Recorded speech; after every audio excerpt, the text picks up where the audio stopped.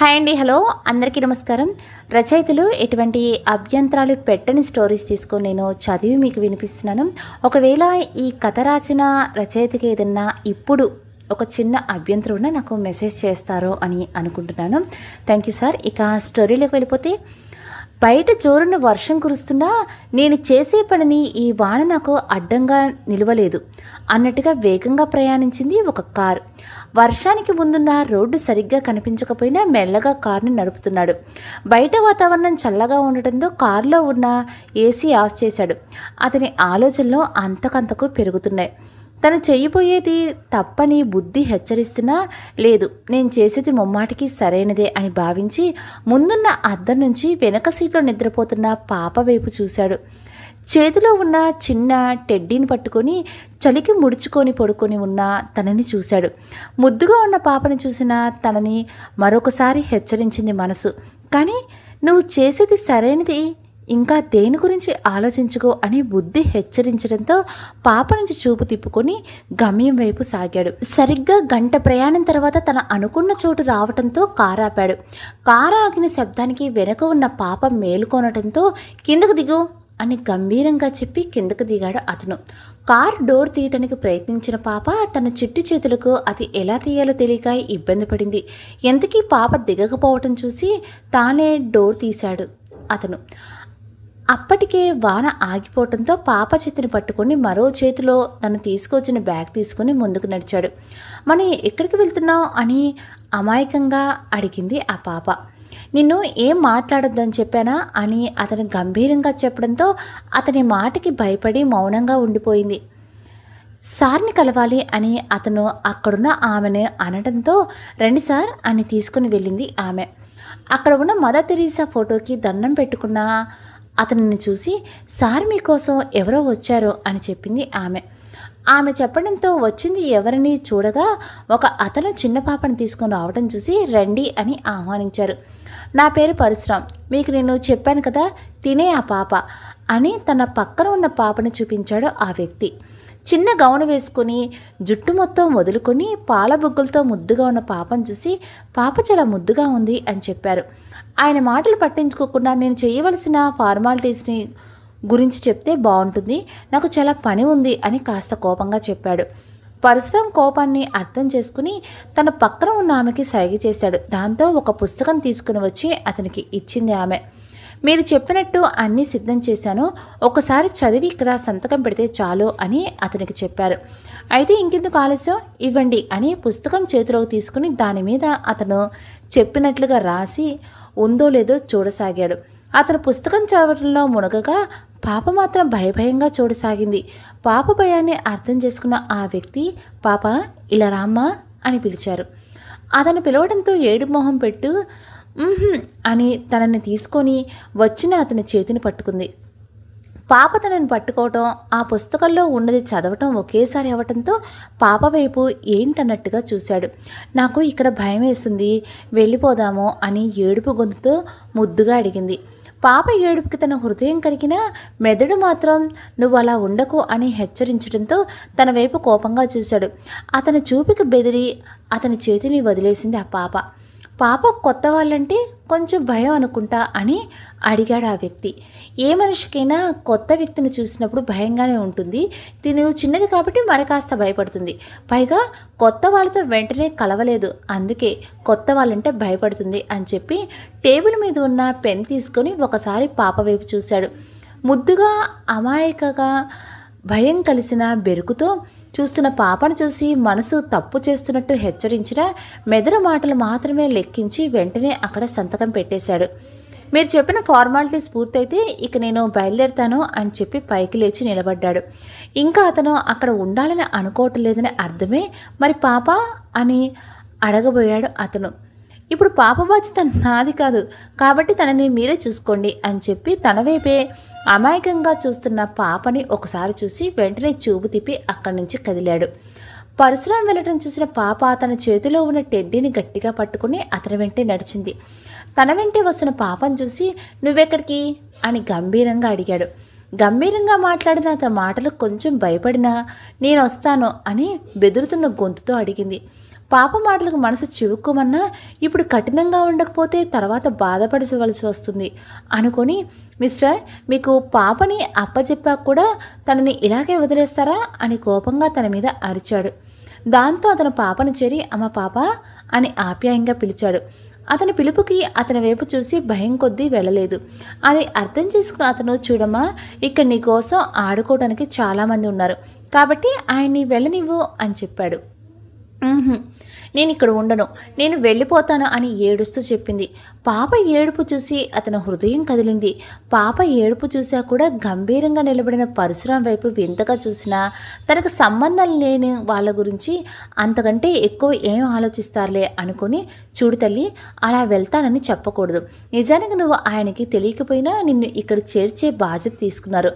అలాంటి ఆయనకి కృతజ్ఞత చెప్పారు కానీ ఇలా వెళ్ళిపోతానని అనకూడదు. నీకు తోడుగా ఇక్కడ చాలామంది ఉన్నారమ్మా అని నచ్చ చెప్పారు. ఆయన మాటలు పాపకు సగం అర్థమయ్యి సగం అర్థం కాకపోవడంతో అయోమయంగా చూసింది. తన పరిస్థితి అర్థం చేసుకున్న అతను, చూడమ్మా, ఇంక నువ్వు ఉండబోయేది ఇక్కడే అని చెప్పారు. అది అర్థం చేసుకున్న పాప, లేదు లేదు తాతయ్య, నేను తాతయ్యతోనే వెళ్ళిపోతాను అని ఏడ్చింది. తాతయ్య అనే అనుమానంగా పరశురాం వైపు చూశారు అతను. అది అర్థం చేసుకున్న పరశురాం, ఆ బంధం నిన్నటితోనే తెగిపోయింది, అందుకే నిన్ను చేర్చవలసిన ప్రదేశానికి చేర్చాను కాబట్టి ఎప్పటి నుంచి నీకు ఎవరు అనే విషయాన్ని బాగా గుర్తుపెట్టుకో అని కఠినంగా చెప్పి తన వైపే సందేహంగా చూస్తున్న అతన్ని చూసి జేబులో ఉన్న డబ్బులు తీసి అతని చేతిలో పెట్టి ఏం మాట్లాడకుండా వెనుతిరిగాడు. వెళ్తున్న అతని వైపు చూసి, అంటే ఈ పాప తన మనవరాలా? తన మనవరాలని తానే అనాథాశ్రమంలో చేర్చడం ఏంటి అని సందేహం పడ్డారు ఆ అనాథాశ్రమం నడిపే వ్యక్తి గురునానక్ గారు. తనను వదిలి వెళ్ళిపోతున్న వాళ్ళ తాతయ్యని చూసి, తాతయ్య తాతయ్య అని ఏడ్చింది చిన్న ప్రాణం. తను అంతలా ఏడుస్తున్న కాస్త కూడా మనసు కరగకుండా ముందుకు వెళ్ళిపోతున్న పరశురాం వైపు చూసి, మనుషుల్లో మానవత్వం అన్నది నశించిపోతుంది అని ఇలాంటి వాళ్ళని చూస్తేనే అర్థమవుతుంది అని మనసులో అనుకొని ఏడుస్తున్న పాప భుజం మీద చెయ్యి వేసి ఆమెను కన్నీరు తుడిచాడు. వద్దమ్మా, మనల్ని కాదని వెళ్ళిపోవాలి అనుకునే వాళ్ళ కోసం అలా ఏడవకూడదు అని ధైర్యం చెప్పారు. లేదు లేదు, నేను ఈ తాతయ్యతో వెళ్ళిపోతాను, నాకు ఇక్కడ చాలా భయంగా ఉంది, నేను వెళ్ళిపోతాను అని ఆయనకు చెప్పి తాతయ్య తాతయ్య అని పరుగున గేటు దగ్గరికి వెళ్ళింది. తనని కాదనుకుని వెళ్ళిపోతున్న అతని కోసం పాప ఆరాటపడటం చూసి మనసు చివుక్కుమనగా తన వెంటే వెళ్ళారు నాయక్ గారు. తను పరుగున వెళ్ళేసరికి కారు స్టార్ట్ చేసుకుని వెళ్ళిపోతున్న పరశురాంను చూసి తాతయ్య తాతయ్య అని అరుస్తున్న పరుగులు తీసింది పాప. మైత్రి మైత్రి అని పిలవటంతో ఉలిక్కిపడి నిద్రలేచింది మైత్రి. ఏంటి ఏంటి మైత్రి, కలవేనా కంటున్నావా ఏంటి, అలా కలవరిస్తున్నావు అని అడిగింది మైత్రి స్నేహితురాలైన స్వేచ్ఛ. కళ అని మనసులో అనుకుని చిన్నతనంలో తనకు జరిగింది ఈ కళ రూపంలో రోజు వెంటాడుతూనే ఉందని గ్రహించింది మైత్రి. ఏంటి అడుగుతుంటే మాట్లాడకుండా అలా ఉండిపోయావో అని మళ్ళీ అడిగిన తన స్నేహితురాలి మాటకు తన వైపే చూసింది. అదేం లేదు స్వేచ్ఛ అని చిన్నగా జవాబిచ్చి ఊరుకుంది మైత్రి. ఉన్నా మాత్రం నువ్వు మాకు చెప్తావా ఏంటి, అయినా చిన్నతనం నుంచి ఇద్దరం కలిసే పెరిగాము, అయినా కూడా ఏ విషయం పైకి చెప్పవు, ఇలా అయితే ఎలా అని చిన్నగా కసిరి తన వైపు చూస్తున్న మైత్రిని చూసి ఏమైంది అని లాలనగా అడిగింది. స్వేచ్ఛ అంతలా అడగటంతో దిగులుగా మొహం పెట్టింది మైత్రి. అది అర్థం చేసుకుని స్వేచ్ఛ, చూడు మైత్రి, ఈ లోకంలో నీకంటూ నాకంటూ ఎవ్వరూ లేరు, ఒకవేళ ఉన్నా వాళ్ళకి మనం ఎవరమో కూడా గుర్తుండము, అలాంటప్పుడు ఎవరి గురించి ఆలోచించి నీకు ఆ దేవుడు ఇచ్చిన అందమైన రోజుని వృధా కానివ్వద్దు అని చెప్పింది. స్వేచ్ఛ మాటలో నిజం ఉండటంతో ఇంకేమీ మాట్లాడలేక మౌనంగా ఉండిపోయింది మైత్రి. స్వేచ్ఛ చెప్పింది విన్న మైత్రి తన మాటల్లో నిజం ఉండటంతో తన బాధ రోజు ఉండేదే కనుక ఇప్పుడు దాని గురించి ఆలోచించకూడదు అనుకుని స్వేచ్ఛ వైపు చూసి నవ్వింది. అమ్మయ్య, నవ్వేసావా, రోజు నిన్ను నవ్వించడంతోనే నా పని మొదలవుతుంది అని నవ్వింది స్వేచ్ఛ. చాలేవే, ఉడుక్కుంటూనే ఇంకా మాటలు అంటున్నావు అని గడియారం వైపు చూసింది. అది 6 గంటలు దాటి 10 నిమిషాలు అయిందని చూపించడం చూసి, దేవుడా ఈరోజు 10 నిమిషాలు లేట్ అనుకొని గబగబా టవల్ తీసుకుని వాష్రూమ్లోనికి వెళ్ళి ఫ్రెష్ అయ్యి వచ్చి వంటగదిలోకి వెళ్ళింది. అప్పటికే స్వేచ్ఛ అన్నం వండటంతో త్వరగా కూర వండేసి తమ ఇద్దరితో పాటు తమ రూమ్లో ఉంటున్న కావ్య కూడా లంచ్ బాక్స్ సిద్ధం చేసి అక్కడ పెట్టింది మైత్రి. ఈలోపు కావ్య కూడా ఇంటిని శుభ్రం చేసి స్నానం చేసి వచ్చింది. ముగ్గురు కలిసి మైత్రి వండిన అన్నం కొంచెం తినేసి తాము పుస్తకాలు తీసుకుని ఇంటికి తాళం వేసి బయలుదేరారు. కొద్దిసేపటికి బుక్స్ చేత్తో పట్టుకొని ఒక వ్యక్తి ముందు నిలబడ్డారు ముగ్గురు. వాళ్ళ ముగ్గురిని చూసిన ఆయన, మీ ముగ్గురిని చూస్తుంటే చాలా గర్వంగా ఉందమ్మా అని పొగిడారు నాయక్ గారు. ఆయన మాటలకు ముగ్గురు ఒకరినొకరు చూసుకుని చిన్నగా నవ్వారు. ఈ ఆశ్రమంలో పెరుగుతూనే మంచిగా చదువుకున్నారు. ఈ వయసు వచ్చాక ఆశ్రమంలో ఉంచకూడదు అని నిబంధన ఉన్నందున వాళ్ళని మిమ్మల్ని పంపించవలసి వచ్చింది. అలా ఇక్కడి నుంచి వెళ్ళిన ఎవరూ మళ్ళీ తిరిగి ఈ ఆశ్రమం వైపు చూసింది లేదు. కానీ మీ ముగ్గురు మాత్రం మాకు దూరంగా ఉండలేక ఈ వీధిలోనే ఒక చిన్న ఇంటిని అద్దెకి తీసుకుని పని చేసుకుంటూ చదువుకుంటున్నారు. ఈ వయసులో ఇంత తెలివిగా ఆలోచిస్తున్న మిమ్మల్ని చూస్తుంటే చాలా ముచ్చటగా ఉందిరా అని పొగిడారు. ఈ గౌరవం అయితే మైత్రికే దక్కాలి నాన్న. ఎందుకంటే మైత్రిని నాకు కావ్యకి మార్గదర్శకురాలుగా మార్గం చూపించింది. అందుకే తను చెప్పినట్టుగానే చదువుకుంటూ చిన్న ఉద్యోగం కూడా సంపాదించాము అని చెప్పింది స్వేచ్ఛ. అవునన్నా, తనే లేకుంటే ఇప్పుడు మేము ఏం చేయాలో కూడా మాకు తెలిసేది కాదు అని మైత్రిని పొగిడింది కావ్య. అబ్బా, ఇద్దరు నన్ను చెట్టు ఎక్కించింది చాలు కానీ అని నాయక్ గారి దగ్గరికి వెళ్ళి, చూడండి పెద్దనాన్న, వీళ్ళు నన్ను మర్రి చెట్టు ఎక్కిస్తున్నారు. అక్కడి నుంచి పడితే నన్ను ఎవరు పట్టుకుంటారు చెప్పండి అని అడిగినట్టుగా అడిగింది. తను వచ్చిన కొత్తలో కనీసం తనతో సరిగ్గా మాట్లాడనమైతే ఇప్పుడు తనకి పెద్దనాన్ననే పదవి ఇచ్చి తనతో అంత చొరవగా మాట్లాడటం చూసి ప్రేమగా తల నిమిరారు. కింద పడిపోతామనే భయపడితే ఎప్పుడూ పైకి వెళ్ళలేము. ఒక్కొక్కసారి పడటం కూడా మనకి మంచికే జరుగుతుంది. ఎందుకంటే దెబ్బ తగిలితేనే కదా అమ్మ గుర్తుకొచ్చేది, ఆమె విలువ తెలిసేది అని చెప్పారు. నాయక్ గారి మాటల్లో అమ్మ అనే పదం దగ్గరే ఆగిపోయింది మైత్రి. అది అర్థం చేసుకున్న ఆయన మైత్రి ఆలోచన మార్చాలని, ఇంతకీ ఏ కాలేజీలో జాయిన్ అయ్యారు అని ప్రశ్నించారు. ఆయన మాటలకు తన ఆలోచన నుంచి బయటకు వచ్చింది మైత్రి. నాకు పాలిటెక్నిక్ ఇష్టం కదా నాన్న, అందుకే మంచి మార్క్స్ తెచ్చుకుంటే సూర్య కాలేజీలో పాలిటెక్నిక్ ఫ్రీ సీట్ వచ్చింది, అందులో జాయిన్ అయ్యాను అని చెప్పింది కావ్య. నాకు ఎంసెట్ మంచి ర్యాంక్ రావడంతో మహారాణి కాలేజీలో ఫ్రీ సీట్ వచ్చింది నాన్న, అందుకే అందులో జాయిన్ అయ్యాను అని చెప్పింది స్వేచ్ఛ. ఇద్దరి వైపు అభిమానంగా చూసి, మరి నువ్వురా బంగారు తల్లి అని ఆప్యాయంగా మైత్రిని అడిగారు నాయక్ గారు. నేను మంచి ర్యాంక్ సంపాదిస్తే అది మన జిల్లాలోనే గర్వపడేలా ర్యాంక్ సంపాదించింది కదా నాన్న, అందుకే ఆ కాలేజ్ వాళ్ళే ఫ్రీ సీట్ ఇస్తామని చెప్పడంతో తను మహారాణి కాలేజ్లోనే జాయిన్ అయ్యింది అని చెప్పింది స్వేచ్ఛ. మైత్రి నాయక్ గారి వైపు చూసి, మీరు చెప్పినట్టుగానే బాగా చదువుకుని మంచి కాలేజీలో సీట్ సంపాదించాము. ఇలాగే మంచిగా చదివి మీకు మన ఆశ్రమానికి మంచి పేరు తీసుకొని రావాలని దీవించండి పెద్దనాన్న అని ఆయన కాళ్ళ మీద పడింది. మైత్రి పడటంతో స్వేచ్ఛ, కావ్య కూడా ఆశీర్వాదం తీసుకున్నారు. నా ఆశీస్సులు ఎప్పుడూ నా బిడ్డల మీద ఉంటాయి. కాకపోతే ఒకటి గుర్తుపెట్టుకోండి, ఎప్పుడూ మీరు చిన్నపిల్లలు కాదు. ఏదో తప్పో ఏది ఒప్పో మీకు మీరుగా తెలుసుకోవాలి. మీరు తీసుకునే నిర్ణయం వల్ల ఎవరూ బాధపడకుండా చూసుకోండి. ఈ సమాజంలో ఒంటరి ఆడపిల్ల కనిపిస్తే చాలు చిన్న చూపు చూసే వాళ్ళు చాలామంది ఉంటారు. అలాంటి వాళ్ళకి మీరు ఆడపిల్లలు మాత్రమే కాదు, సమయం వస్తే ఆడపులులు అని కూడా తెలియచేసేలా చేయాలి. అందుకే మీకు చిన్నతనం నుంచి ధైర్యంగా నిలబడటానికి కావలసిన మనోబలం, ధైర్యం మీకు అందించాను. మీకు తోడుగా ఎప్పుడు నేనుంటాను. ధైర్యంగా మీ లక్ష్యాన్ని చేరుకోండి అని దీవించారు. ఆయన వైపే చిరునవ్వుతో చూసి అప్పుడే అక్కడికి వచ్చిన రాధమ్మను చూశారు. రాధమ్మ, నువ్వు కూడా మమ్మల్ని దీవించవా అని తన కాళ్ళ మీద పడ్డారు ముగ్గురు. చదువుకునే పిల్లలు ఇలా నా కాళ్ళ మీద పడితే ఎలా అమ్మా అని కంగారు పడ్డారు రాధమ్మ. చిన్నతనం నుంచి వాళ్ళకి కావాల్సినవన్నీ చూసి ఒక తల్లిలో నీ ప్రేమను పంచావు, నీ పిల్లలు నీ దగ్గర ఆశీర్వాదం తీసుకుంటున్నారు అనుకుని దీవించురాదమ్మా అని చెప్పారు నాయక్ గారు. ఆయన మాటలకి ముగ్గురు వైపు చూసి, మీరేం చదువుకుంటున్నారో నాకు తెలియదు, నాకు తెలిసిందల్లా అందరిని ప్రేమగా చూసుకోవడమే. నేను నా బాధ్యతని ఎలా అయితే సక్రమంగా పూర్తి చేశానో అలాగే మీరు కూడా మీ బాధ్యతని సక్రమంగా నిర్వహించాలని, మీరు కోరుకున్నవి చదువుకోవాలని కోరుకుంటున్నా అని దీవించారు.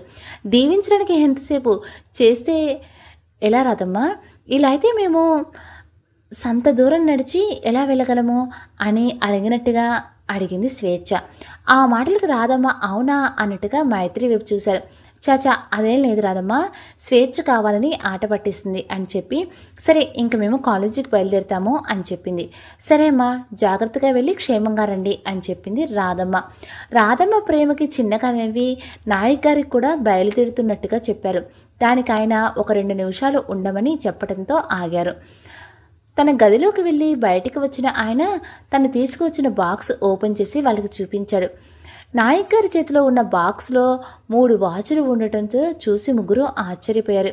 ఈ వాచులు మీకోసమే తీసుకున్నాను, దీని ఖరీదు తక్కువే, కానీ వాచ్ అనేది మీ చేతికి ఉంటే మీరు ఉన్న సమయాన్ని ఎలా ఉపయోగించుకోవాలో, ఎన్ని గంటలు చదవాలో తెలుసుకుంటారని కొన్నాను అని ముగ్గురికి వాచులు ఇచ్చారు. నాయక్ గారు ఇచ్చిన వాచ్ని తీసుకుని, బహుమతి అనేది ఖరీదులో ఉండదు పెదనాన్న, ఇచ్చే మనసులో ఉంటుంది. మీ మంచి మనసుతో మీరు మమ్మల్ని దీవిస్తే చాలు, వీటి అవసరం కూడా లేదు. కానీ మీరు మా గురించి ఆలోచించి తీసుకున్నారు కాబట్టి మేము తీసుకుంటాము అని చెప్పింది మైత్రి. అవునా, మీరు మా గురించి ఇంకా ఖర్చులు పెట్టాలి అనుకోకండి, ఇప్పుడు మేము ముగ్గురు పార్ట్ టైం జాబ్స్లో కూడా జాయిన్ అయ్యాం కదా అని చెప్పింది కావ్య. అవునా, ఈ పార్ట్ టైం జాబ్ వల్ల మనకు ఏం కావాలి, మేమేం తీసుకుంటాము, కాబట్టి మీరు మా గురించి ఆలోచించకండి, ఇక్కడ ఉన్న పిల్లల గురించి చూడండి అని నచ్చ చెప్పి, వాచ్ బాగుంది నాన్న అని చెప్పి నవ్వింది స్వేచ్ఛ. స్వచ్ఛమైన వాళ్ళ ముగ్గురు మాటలకి ఎంతో ఆనందపడ్డారు నాయక్ గారు. నా బంగారు తలలు మీరు అని దీవించి వాళ్ళని పంపించారు. ఎంత దూరమైనా నడిచి వెళ్ళటం అలవాటు అవ్వడంతో ముగ్గురు నడుచుకుంటూ వెళ్ళారు. ముందుగా సూర్య కాలేజ్ రావడంతో కావ్యాన్ని పంపి తమ కాలేజ్ అయిన మహారాణి కాలేజ్ వైపు అడుగులు వేశారు స్వేచ్ఛ, మైత్రి. చాలా బోర్గా ఉంది అని తన ఫ్రెండ్స్తో చెప్పాడు తేజ. అవును, నాకు కూడా చాలా బోర్ కొడుతుంది, అరే లైఫ్లో కొంచెం కూడా మజా లేదు అని చెప్పింది నిషా. అదేంటి, రాత్రి కదా పబ్లో బీర్ తాగుతూ ఇది తాగితే మజా వస్తుందని చెప్పావు అని చెప్పి తన వైపు కోపంగా చూస్తున్న నిషాని చూసి తను తొందరపాటుతో మాట్లాడిందనే అర్థమే తలదించుకుంది పూజ. అరే వదిలే బేబీ, అయినా మజా కావాలంటే బీరు ఒక్కటే తాగితే సరిపోదు, పైగా లైఫ్ బోరింగ్ అస్సలు ఉండకూడదు, అలా ఉండకూడదంటే ఎవరైనా టీస్ చేయాలి అని చెప్పాడు వంశీ. నువ్వు చెప్పేది నిజమే, ఎవరినైనా టీస్ చేస్తే బాగుంటుంది, కానీ ఇది మన ఊర్లోనే పేరు మోసిన హై స్టాండర్డ్ కాలేజ్, ఈ కాలేజ్ పేరు పాతదైనా ఈ కాలేజీలో చదివే వాళ్ళు అందరూ రిచ్, అందుకే కదా ఎవరిని టీచ్ చేయలేకపోతున్నావు అని తన బాధను వ్యక్తపరిచింది. నాకు తెలిసి ఈసారి నీ కోరిక నెరవేరవచ్చు అని అప్పుడే కాలేజీలోకి ఎంటర్ అవుతున్న వాళ్ళని చూపించాడు వంశీ. వంశీ మాటలకి నిషాతో సహా అక్కడ ఉన్న తేజ, పూజ కూడా కాలేజీ ఎంట్రన్స్ నుంచి వస్తున్న మైత్రి, స్వేచ్ఛల వైపు చూశారు. అందరూ మంచి ఖరీదైన బట్టల్లో కనిపించే ఆ కాలేజీలో మొదటిసారి ఒక సాధారణ పంజాబీ డ్రెస్లో కనిపిస్తున్న ఇద్దరి వైపు అసహ్యంగా చూసింది నిషా. రే బుద్ధి లేదా, వాళ్ళు చదువుకోవటానికి రావటం ఏంటి, బహుశా ఇక్కడ క్లీనింగ్ చేయడానికి వచ్చుంటారు అని విసుగ్గా చెప్పి కూర్చుంది. నువ్వు చెప్పినట్లు క్లీనింగ్ చేసే వాళ్ళైతే చేతిలో పుస్తకాలు ఎందుకుంటే వాళ్ళు చదవటానికే వచ్చినట్టుగా కనిపిస్తున్నారు అని తేజ చెప్పడంతో వాళ్ళ చేతిలో కనిపిస్తున్న పుస్తకాల వైపు చూశారు అందరూ. నువ్వు చెప్పింది నిజమేరా అని, ఇలాంటి వాళ్ళు ఇక్కడ చదివితే మన కాలేజీ పరువు ఏమైపోవాలి అని చెప్పాడు వంశీ. కాలేజ్ పరువు సంగతి పక్కన పెట్టు, ఇలాంటి వాళ్ళు మన కాలేజీలో మనతో చదువుతున్నారంటే ముందు మన పరువు పోతుందేమో, అది ఆలోచించు అని చెప్పింది పూజ. నువ్వు చెప్పింది నిజమే, ఇలాంటి వాళ్ళు మన కాలేజీలో చదివితే పోయేది మన పరువే, దీనికి నేను ఒప్పుకోను అని చెప్పింది. ముందుకు నడిచింది. ఆఫీస్ రూమ్ వైపు వెళ్తున్న నిషాని చూసి తను ఏం చేయబోతుందో తెలిసి తన వెంటే నడిచారు వంశీ, పూజ, తేజ. మొదటిసారి అంత పెద్ద కాలేజీలో అడుగు పెడుతుంటే ఒకవైపు చెప్పలేని ఆనందంగానో మరోవైపు భయంగానో అనిపించి మెల్లగా అడుగులు వేసుకుంటూ ముందుకు వెళ్లారు మైత్రి, స్వేచ్ఛ. నాయక్ గారు కాలేజీ చేరిక ముందుగా ప్రిన్సిపల్ గారి దగ్గర ఆశీర్వాదం తీసుకోమని చెప్పడితే ఇద్దరూ కలిసి ప్రిన్సిపల్ రూమ్ వైపు నడిచారు. సార్ మీతో మాట్లాడాలి అని ప్రిన్సిపల్ రూమ్లోకి దూసుకు వెళ్ళి అడిగింది నిషా. తన పర్మిషన్ లేకుండానే తన రూమ్లోనికి వచ్చిన నిషాని ఆశ్చర్యంగా చూడలేదు ప్రిన్సిపల్ రంగనాథం గారు. ఎందుకంటే డబ్బు ఉందన్న పొగరుతో ప్రవర్తించే నిషా దురుస్తనం తన కాలేజీలో జాయిన్ అయినప్పటి నుంచి చూస్తున్నారు కనుక. పైగా ఈ కాలేజీ చైర్మన్ స్నేహితుడు కూతురు, అందుకే ఇప్పుడు తను రావడంతో ఏమైందమ్మా అని నిదానంగా అడిగారు. ఏమైందని అంత నెమ్మదిగా అడుగుతారేంటి అని విసుగ్గా కుర్చీలో కూర్చుని అడిగింది. గట్టిగా అడగడానికి ప్రిన్సిపల్ సార్కి నీలా బీపీ లేదు కదా అని తనతో పాటు లోపలికి వచ్చిన పూజ అనటంతో తన వైపు కోపంగా చూసింది నిషా. ఆ చూపుకే సగం భయపడి వంశీ వెనక్కి వెళ్ళి దాక్కుంది. అవసరమా నీకు? అది అసలే కోపంగా ఉంది అని వంశీ చిన్నగా చెప్పడంతో నోటి మీద చూపుడు వేలు పెట్టుకుంది పూజ. అసలు విషయం ఏంటంటే చెప్పమ్మా అని అడిగారు ప్రిన్సిపల్ గారు. ఇది ఎలాంటి కాలేజ్ సార్? హై స్టాండర్డ్ వాళ్ళు ఉండే ఈ కాలేజీలో లో క్లాస్ వాళ్ళని ఎందుకు జాయిన్ చేసుకున్నారో అని కోపంగా అడిగింది. నిషా అడుగుతుంది ఏంటో అర్థం కాక నువ్వేం చెప్తున్నావో నాకు అర్థం కావట్లేదమ్మా అని చెప్పారు. నేను ఇంతలా చెప్తున్నా అర్థం కావటం లేదంటే ఇంకా ఎలా చెప్పాలి అని సీరియస్గా అడుగుతున్న నిషా వైపు సందేహంగా చూశారు రంగనాథం గారు. ఇంతలో ప్యూన్ లోపలికి వచ్చి సార్ మిమ్మల్ని కలవాలని 2 అమ్మాయిలు వచ్చారు, పంపించమంటారా అని వినయంగా అడిగాడు. ఇక్కడ నేను మాట్లాడుతున్నా కదా, నేను మాట్లాడేరేపు నీకు ఆ అమ్మాయిలకి కంగారేంటి? ఇంతకీ ఎవరు వాళ్ళు అని కోపంగా అడిగింది. నిషా మాటలకి వాచ్మెన్ భయపడి బయట నిలబడిన మైత్రి స్వేచ్ఛల వైపు చూపించాడు. వాళ్ళని చూసిన నిషాకి ఒళ్ళు మండిపోయింది. అలాంటి వాళ్ళ కోసం నేను మాట్లాడుతున్నా డిస్టర్బ్ చేస్తున్నావా? నీకు ఇక్కడ పని చెయ్యాలని లేదా అని గయ్యమని అరిచింది. నిషా మాటలకి ప్యూన్కి భయంతో చెమటలు పట్టేశాయి. వద్దు మేడం వద్దు అని చేతులు జోడించి వేడుకున్నాడు. ప్యూన్ అంతలా వేడుకుంటున్నా కనికరం లేకుండా కూర్చొని ఉన్న నిషా వైపు విసుగ్గా చూసి, చూడమ్మా అసలు ఆ అమ్మాయిలు ఎవరో నాకు తెలీదు, ఒకసారి నేను వాళ్ళతో మాట్లాడాక అప్పుడు మీకు విషయం చెప్తాను అని నచ్చ చెప్పారు. అంటే మీరు ఏం చెప్తారని ఎదురు చూస్తూ ఉండాలా? నాకు అంత సమయం లేదు. అసలు వాళ్ళు ఇక్కడికి ఎందుకు వచ్చారో కనుక్కొని పంపించండి అని పొగరగా చెప్పింది. నిషా మాటలకి ప్యూన్ వైపు నిశ్చయంగా చూసి ఆ అమ్మాయిని ఇలా పంపించు అని చెప్పారు. ప్రిన్సిపల్ గారు చెప్పడంతో ప్యూన్ మైత్రి వాళ్ళని చేరిన విషయం చెప్పి ప్రిన్సిపల్ రూమ్లోనికి తీసుకుని వెళ్ళాడు. వచ్చిన వాళ్ళ వైపు చూడటానికి కూడా ఇష్టపడలేదు నిషా, వంశీ, పూజ. వాళ్ళు వేసుకున్న డ్రెస్సులు చెప్పులు చూసి మరీ లో క్లాస్ అనుకుని చిన్నగా నవ్వుకున్నారు. తేజ మాత్రం వాళ్ళు వేసుకున్న డ్రెస్ కంటే వాళ్ళ మొహంలో కనపడుతున్న కళ చూసి ప్రిన్సిపల్ గారి వైపు చూశాడు. ప్రిన్సిపల్ గారి రూమ్లో ప్రిన్సిపల్ మాత్రమే ఉంటారనుకుంటే ఆయనతో పాటు చదువుకునే విద్యార్థులు కూడా ఉండటం చూసి నమస్తే ప్రిన్సిపల్ గారు అని చేతులు జోడించారు మైత్రి, స్వేచ్ఛ. గుడ్ మార్నింగ్ అని విష్ చేయడం తప్ప గురువుకి చేతులు జోడించి నమస్తే తిరిగని ఈ కాలేజీలో వాళ్ళు అలా పెట్టడం చూసి ఆశ్చర్యంగా భావించి నమస్తే ఎవరమ్మా మీరు అని అడిగారు. మాకు ఈ కాలేజీలో సీట్ వచ్చింది సార్, అందుకే ఇక్కడ జాయిన్ అవ్వడానికి వచ్చాము అని తమకు కాలేజీ నుంచి వచ్చిన లెటర్ చూపించారు. ఆ లెటర్ చూసిన ప్రిన్సిపల్ గారికి ఈ సంవత్సరం టాప్లో ఉన్న కొంతమంది విద్యార్థులకు తమ కాలేజీలో ఫ్రీ సీట్ ఇచ్చారని అర్థమై మీ ఇంటర్వ్యూ ఎంసెట్ మార్కులు చూపించండమ్మా అని అడిగారు. దాంతో ఇద్దరు తమ మార్కుల లిస్టు మొత్తం ఆయన ముందు పెట్టగా ప్రతి దానిలోనే టాప్గా నిలిచిన ఇద్దరి వైపు ముచ్చటగా చూసి మీ ఇద్దరు కొంతసేపు బయట ఎదురు చూడండమ్మా అని చెప్పారు. ప్రిన్సిపల్ గారు చెప్పడంతో సరే అని తల ఊపి బయటికి నడిచారు. అలా వెళ్తున్న వాళ్ళని నిషా తమ వైపు జుగుప్సగా చూడటం గమనించినా పెద్దగా పట్టించుకోలేదు మైత్రి. చూడమ్మా వీళ్ళని ఇక్కడ పెట్టింది నేను కాదు, మన కాలేజీలో హై స్టాండర్డ్ చదువు చెప్తున్నా అంతగా మెరిట్ స్టూడెంట్ అంటే చాలా తక్కువ మంది ఉన్నారు. ఇప్పుడు వచ్చిన వాళ్ళు మన జిల్లాలోనే అధిక మార్కులు సాధించిన అమ్మాయిలు. వాళ్ళకి చైర్మన్ గారే ఇక్కడ చదవటానికి ఫ్రీ సీట్ కల్పించారు. చైర్మన్ గారు చెప్పక కాదనడానికి నేనెవరినమ్మా అని చెప్పారు. అంటే అంకుల్ చెప్పారని లో క్లాస్ వాళ్ళతో మేము చదువుకోవాలా అని కోపంగా అడిగింది నిషా. అది చైర్మన్ గారి నిర్ణయం, దాన్ని మార్చలేను. అయినా మీరు 3rd ఇయర్, తను 1st ఇయర్ కాబట్టి మీకు తనకి సంబంధం ఉండదు కదా. లేదు కాదు కూడదు అనుకుంటే ఒకసారి చైర్మన్ గారితో మీరే మాట్లాడుకోండి అని చెప్పారు రంగనాథం గారు. నిర్ణయం చైర్మన్ది అయినప్పుడు ప్రిన్సిపల్తో మాట్లాడి ఉపయోగం లేదని భావించి సరే నేను అంకుల్తో మాట్లాడతాను, అంతవరకు వాళ్ళు నాకు కనిపించడానికి వీల్లేదు అని పొగరగా చెప్పి బయటకు నడిచింది నిషా. నిషా వెళ్ళడంతో తన వరకే వెళ్ళారు పూజ, వంశీ, తేజ. బయటికి వెళ్ళిన నిషా మైత్రి వైపు కోపంగా చూడటం గమనించారు మైత్రి, స్వేచ్ఛ. ఈ అమ్మాయి అంటే మనల్ని అంత కోపంగా చూసింది అని అడిగింది స్వేచ్ఛ. తను ఎలా చూస్తే మనకి ఎందుకు స్వేచ్ఛ, ముందు వచ్చిన పని చూడు అని మైత్రి చెప్పగానే తన ముందుకు ప్యూన్ వచ్చి ప్రిన్సిపల్ గారు పిలుస్తున్నారు అని చెప్పడంతో రూమ్లోనికి వెళ్ళారు. వచ్చిన ఇద్దరి వైపు చూసి మీ ఇద్దరు ఈ కాలేజీలో సీట్ సంపాదించినందుకు అభినందనలు, మీరు మార్క్స్ చూశాను, ఎవరి ఆదరణ లేకుండా చాలా చక్కగా చదువుకుంటున్నారు అని మెచ్చుకున్నారు. ఎవరి ఆదరణ లేకుండా చదవటం అనేది అసాధ్యం సార్. మేము ఎంత మంచి మార్కులు సంపాదించడానికి కారణం మా ఉపాధ్యాయులు మాకు నేర్పించిన పాఠాలు. వాళ్ళే లేకుంటే మేము ఈ గణిత సాధించే వాళ్ళం కాదు అని చెప్పింది మైత్రి. కొంచెం మంచి మార్కులు వస్తేనే ఆ ఘనత మొత్తం నాదే అని పొంగిపోయే వాళ్ళు ఉన్న ఈ కాలంలో తన ఘనతకు కారణమైన ఉపాధ్యాయులను చెప్పిన మైత్రి వైపు అభిమానంగా చూసి చిన్నగా నవ్వారు. సరేనమ్మా, ఈ రోజు నుంచి నువ్వు కాలేజీలో జాయిన్ అవ్వచ్చు. అలాగే మరొక మాట, ఇక్కడ మీరు ఎటువంటి ఫీజు లేకుండా చదువుకుంటున్నారు. ఇది అసలే పెద్ద పెద్ద వాళ్ళు ఉండే కాలేజ్ కాబట్టి ఎవరితోనూ గొడవ పడకండి అని చిన్నగా హెచ్చరించారు. గొడవ?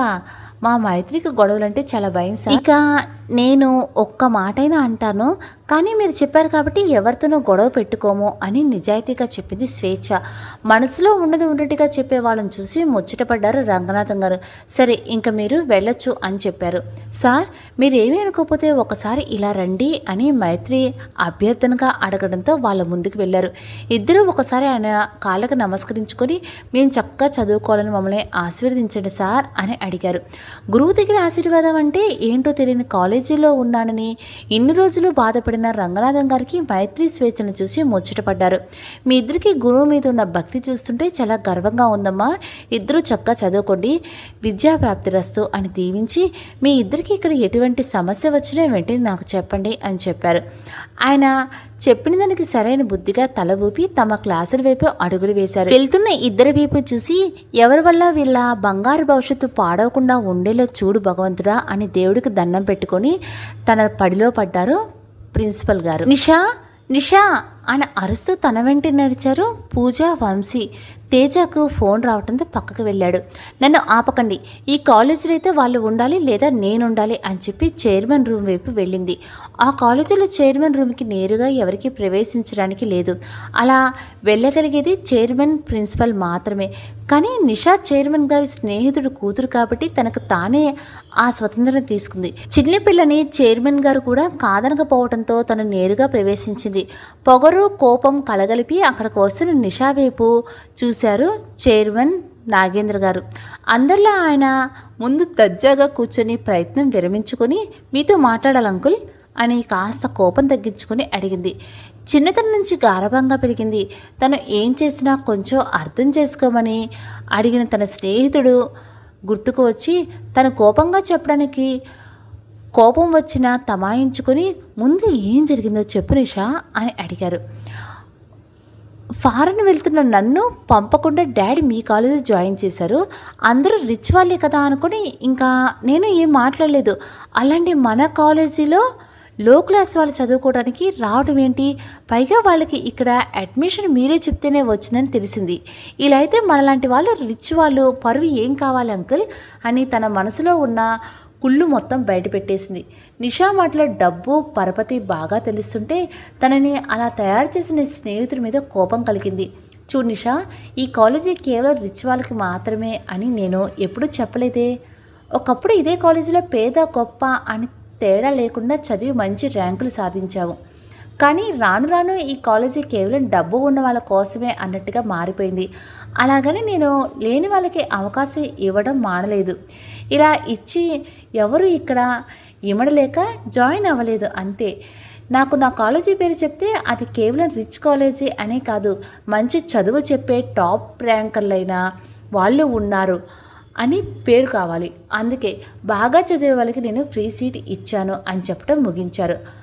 అంటే ఇప్పుడు అలాంటి లో క్లాస్ వాళ్ళతో మేము కలిసి చదవాలా అని కోపంగా అడిగింది. వాళ్ళు లో క్లాస్ అయినా వాళ్ళు మనలాంటి మనుషులే అని చెప్పి, చూడు నిషా, నీకు ఈ కాలేజీలో ఏమైనా సమస్య వస్తే నాకు చెప్పు, నేను చూసుకుంటా. అంతేకాని కాలేజీలో నేను పెట్టిన రూల్స్ని ప్రశ్నించడానికి వీల్లేదు అని కఠినంగా చెప్పి చిన్నబుచ్చుకున్న నిషా వైపు చూసి తన కోపాన్ని తగ్గించుకున్నారు. చూడు నిషా, వాళ్ళని మన కాలేజీకి మంచి పేరు తీసుకుని రావాలనే ఇక్కడ సీట్ ఇచ్చాను. వాళ్ళ గురించి ఆలోచించకుండా నువ్వు బాగా చదువుకొని మంచి పేరు సంపాదిస్తే నేను మీ డాడీతో మాట్లాడి నిన్ను ఫారెన్ పంపించమని చెప్తాను అని చెప్పారు. ఎప్పుడు ఫారెన్ కల్చర్ అంటే ఇష్టం ఉండి అమెరికా వెళ్ళిపోవాలని ఆలోచించే నిషాని నిషాని దూరం పంపలేక ఈ కాలేజీలో జాయిన్ చేశారు వాళ్ళ డాడీ. ఇప్పుడు నాగేంద్ర గారి తనని పంపించే ఏర్పాటు చేస్తాను అనడంతో, సరే అంకుల్, మీకోసం వాళ్ళు ఇక్కడ ఉన్నా నేను పట్టించుకోను అని చెప్పి చిన్నగా నవ్వి బయటికి వెళ్ళిపోయింది. వెళ్తున్న నిషా వైపు చూసి, నీ పొగరు చూస్తుంటే చాలా కోపం వస్తుంది, కానీ అది నీ తప్పు కాదు. మనిషిని మనిషిలా చూడకుండా డబ్బుకు మాత్రమే విలువిచ్చే మనిషి దగ్గర పెరిగిన నీకు మనుషుల విలువ ఎప్పటికి తెలుస్తుందో అని నిట్టూర్చి తన పనిలో పడ్డారు నాగేంద్ర గారు. బయటికి వచ్చిన నిషాని చూసి, ఏమన్నారు సారు అని ఒకేసారి అడిగారు పూజ, వంశీ. ఇద్దరి వైపు చూసి, ప్రస్తుతానికి వాళ్ళ గురించి ఆలోచించవద్దు, వాళ్ళు మనకి అడ్డుగా వస్తే అప్పుడు చూసుకుందాం అని చెప్పి తన క్లాస్ రూమ్కి వెళ్ళింది. అలా వెళ్తున్న తనకి ఫస్ట్ ఇయర్ క్లాస్లో కూర్చొని ఉన్న మైత్రిని చూసి కోపం వచ్చి, నువ్వు ఇక్కడ ఉండటం నాకు ఇష్టం లేదు, కానీ నీ వల్ల కాలేజీకి మంచి పేరు వస్తుంది అనుకుని తీసుకుని వచ్చారు, కానీ నీ వల్ల ఏం ఉపయోగం లేదని నిరూపిస్తే ఇప్పుడు నిన్నే వాళ్ళని తీసేస్తారు అని కన్నింగా నవ్వుకొని తన క్లాస్లోనికి వెళ్ళింది. ఇవేమీ తెలియని మైత్రి మొదటి రోజే క్లాస్ అవ్వడంతో శ్రద్ధగా వాళ్ళు చెప్తున్న పాఠం వైపు దృష్టి పెట్టింది. క్లాస్ టైం అయిన పావుగంటకు తన క్లాస్లోకి అడుగుపెట్టింది నిషా. తనను చూసిన లెక్చర్ తిట్టాలని అనుకున్న నిషాకి ఉన్న డబ్బు పరపతి, పైగా చైర్మన్ గారి స్నేహితుడు కూతురు అవడంతో తనను ఒక్క మాట అనలేక మౌనంగా ఉండిపోయారు. క్లాస్లోకి ఎంటర్ అయిన నిషా ఒకరి కోసం వెతికింది. తను ఎంత వెతికినా తను వెతికే వ్యక్తి దొరకకపోవడంతో క్లాస్లో ఉండాలనిపించక తిరిగి వెనక్కి వెళ్ళిపోయింది. తను వెళ్ళటం చూసిన తనని అనుసరించారు పూజ, వంశీ. ఏంటి నిషా, క్లాస్కి వెళ్ళి మళ్ళీ తిరిగి వచ్చేసావు అని ప్రశ్నించింది పూజ. ఏమో, ఉదయం వాళ్ళని చూడకుండానే మైండ్ అంతా డిస్టర్బ్ అయిపోయింది, ఇప్పుడు అది సెట్ అవ్వటం లేదు, నేను ఇంటికి వెళ్ళిపోతాను అని కదలబోయింది నిషా.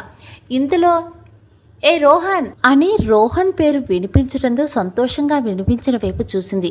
6 అడుగుల 2 అంగుళాల ఎత్తుకు తగిన శరీరం, ఎప్పుడు నవ్వుతూ ఉండే అందమైన మొహం. చూడగానే తనకే తెలియకుండా తన పెదాలపై నవ్వు విరిసింది నిషాకి. నిషా కనిపించడంతో, ఏంటి నిషా, క్లాస్ జరగట్లేదా, బయటున్నావు అని ప్రశ్నించాడు రోహన్. లేదు రోహన్, క్లాస్ బోర్ అనిపించింది, అందుకే బయటకు వచ్చేసా అని దిగులుగా మొహం పెట్టుకుని చెప్పింది. నిషా మాటలు నవ్వి, కూల్ బేబీ, నిషా ఇలా డల్గా ఉంటే నాకు నచ్చదు. ఇప్పుడేంటి, క్లాస్ బోర్ కొడుతుంది అంతే కదా, మనం దాన్ని చిల్ చేద్దాం పదా అని నిషా చేతిని పట్టుకుని క్లాస్ రూమ్కి వెళ్ళాడు. క్లాస్ రూమ్కి వస్తున్న రోహన్ని చూసి, హౌ ఆర్ యూ రోహన్ అని అడిగారు లెక్చర్. నాకేంటి sir, I am always cool అని సమాధానం ఇచ్చి క్లాస్ రూమ్లో ఉన్న బోర్డు వైపు చూసి, ఏంటి సార్ అప్పుడు క్లాస్ స్టార్ట్ చేశారా అని అడిగాడు. మొదటి రోజుని క్లాస్ స్టార్ట్ చేయకపోతే ఎలా రోహన్, అయినా క్లాస్ రూమ్ అన్నాక క్లాస్ స్టార్ట్ చేయాలిగా అని చెప్పారు లెక్చరర్.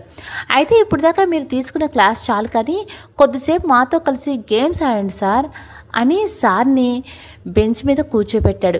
రోహన్ బాగా చదువుతాడు, అంతేకాదు లెక్చరర్ చెప్పే పాఠం స్టూడెంట్స్ సరిగ్గా వినకపోతే అతనే లెక్చర్లుగా మారి అల్లరి చేస్తూ జోక్స్ వేస్తూ సబ్జెక్టు నేర్పిస్తాడు. రోహన్లో ఉన్న ఈ నేర్పరితనానికి లెక్చరర్ కూడా తనకు ఏం చేసినా కాదనరు. మొదటి రోజే క్లాస్ అని అందరూ దిగులు పడుతూ ఉండగా తన అల్లరితో అందరినీ నవ్విస్తూ చిన్నగా లెక్చరర్ చెప్పాలనుకున్న పాఠం కొద్ది కొద్దిగా వాళ్ళకి అర్థమయ్యే విధంగా చెప్పాడు రోహన్. అలా క్లాస్ బెల్ మోగడంతో లెక్చరర్ రోహన్ దగ్గరికి వెళ్ళి, నీ నైపుణ్యం చాలా బాగుంది, నేను కూడా నీ అంత బాగా చెప్పలేనేమో, స్టూడెంట్స్కి అర్థమయ్యే విధంగా చెప్తుంటే ఆ పాఠం నీకు కూడా బాగా వస్తుంది అని మెచ్చుకొని వెళ్ళిపోయారు. లెక్చరర్ వెళ్ళటం తర్వాత క్లాస్ లేకపోవడంతో అందరూ కలిసి క్యాంటీన్లో మకాం పెట్టారు. మొదటి రోజు అవడంతో చాలా గ్రూప్స్లో సరిగ్గా క్లాసులు జరగలేదు. మైత్రి వాళ్ళకు కూడా సరిగ్గా జరగకపోవడంతో కనీసం లైబ్రరీకి వెళ్ళి చదువుకుందామని అనుకుని లైబ్రరీకి వెళ్ళింది. ఇప్పటి వరకు గవర్నమెంట్కి సంబంధించిన లైబ్రరీ మాత్రమే చూసిన మైత్రికి ఆ లైబ్రరీ అంతా పెద్దగా ఉండటం చూసి ఆశ్చర్యం వేసింది. పైగా అక్కడ కనిపిస్తున్న పుస్తకాలన్నిటి వైపు చూసి రోజు క్లాస్ అయ్యాక ఒక అరగంట అయినా లైబ్రరీలో చదువుకోవాలి అని నిర్ణయించుకొని ఆ రోజు లెక్చరర్ చెప్పిన అంశం మీద ఉన్న పుస్తకం తీసుకుని చదవటం మొదలుపెట్టింది. చిన్నతనం నుంచి మైత్రి చదువుకుంది గవర్నమెంట్ స్కూల్లోనే అయినా వాళ్ళకి ఇంగ్లీష్ ముఖ్యమని అందరికీ ఇంగ్లీష్ నేర్పించి గవర్నమెంట్లోనే ఇంగ్లీష్ మీడియంలో జాయిన్ చేశారు నాయక్ గారు. పుస్తకం చదువుతూనే మరో పుస్తకంలో ముఖ్యమైన పాయింట్లు అన్నీ రాసుకుంది మైత్రి.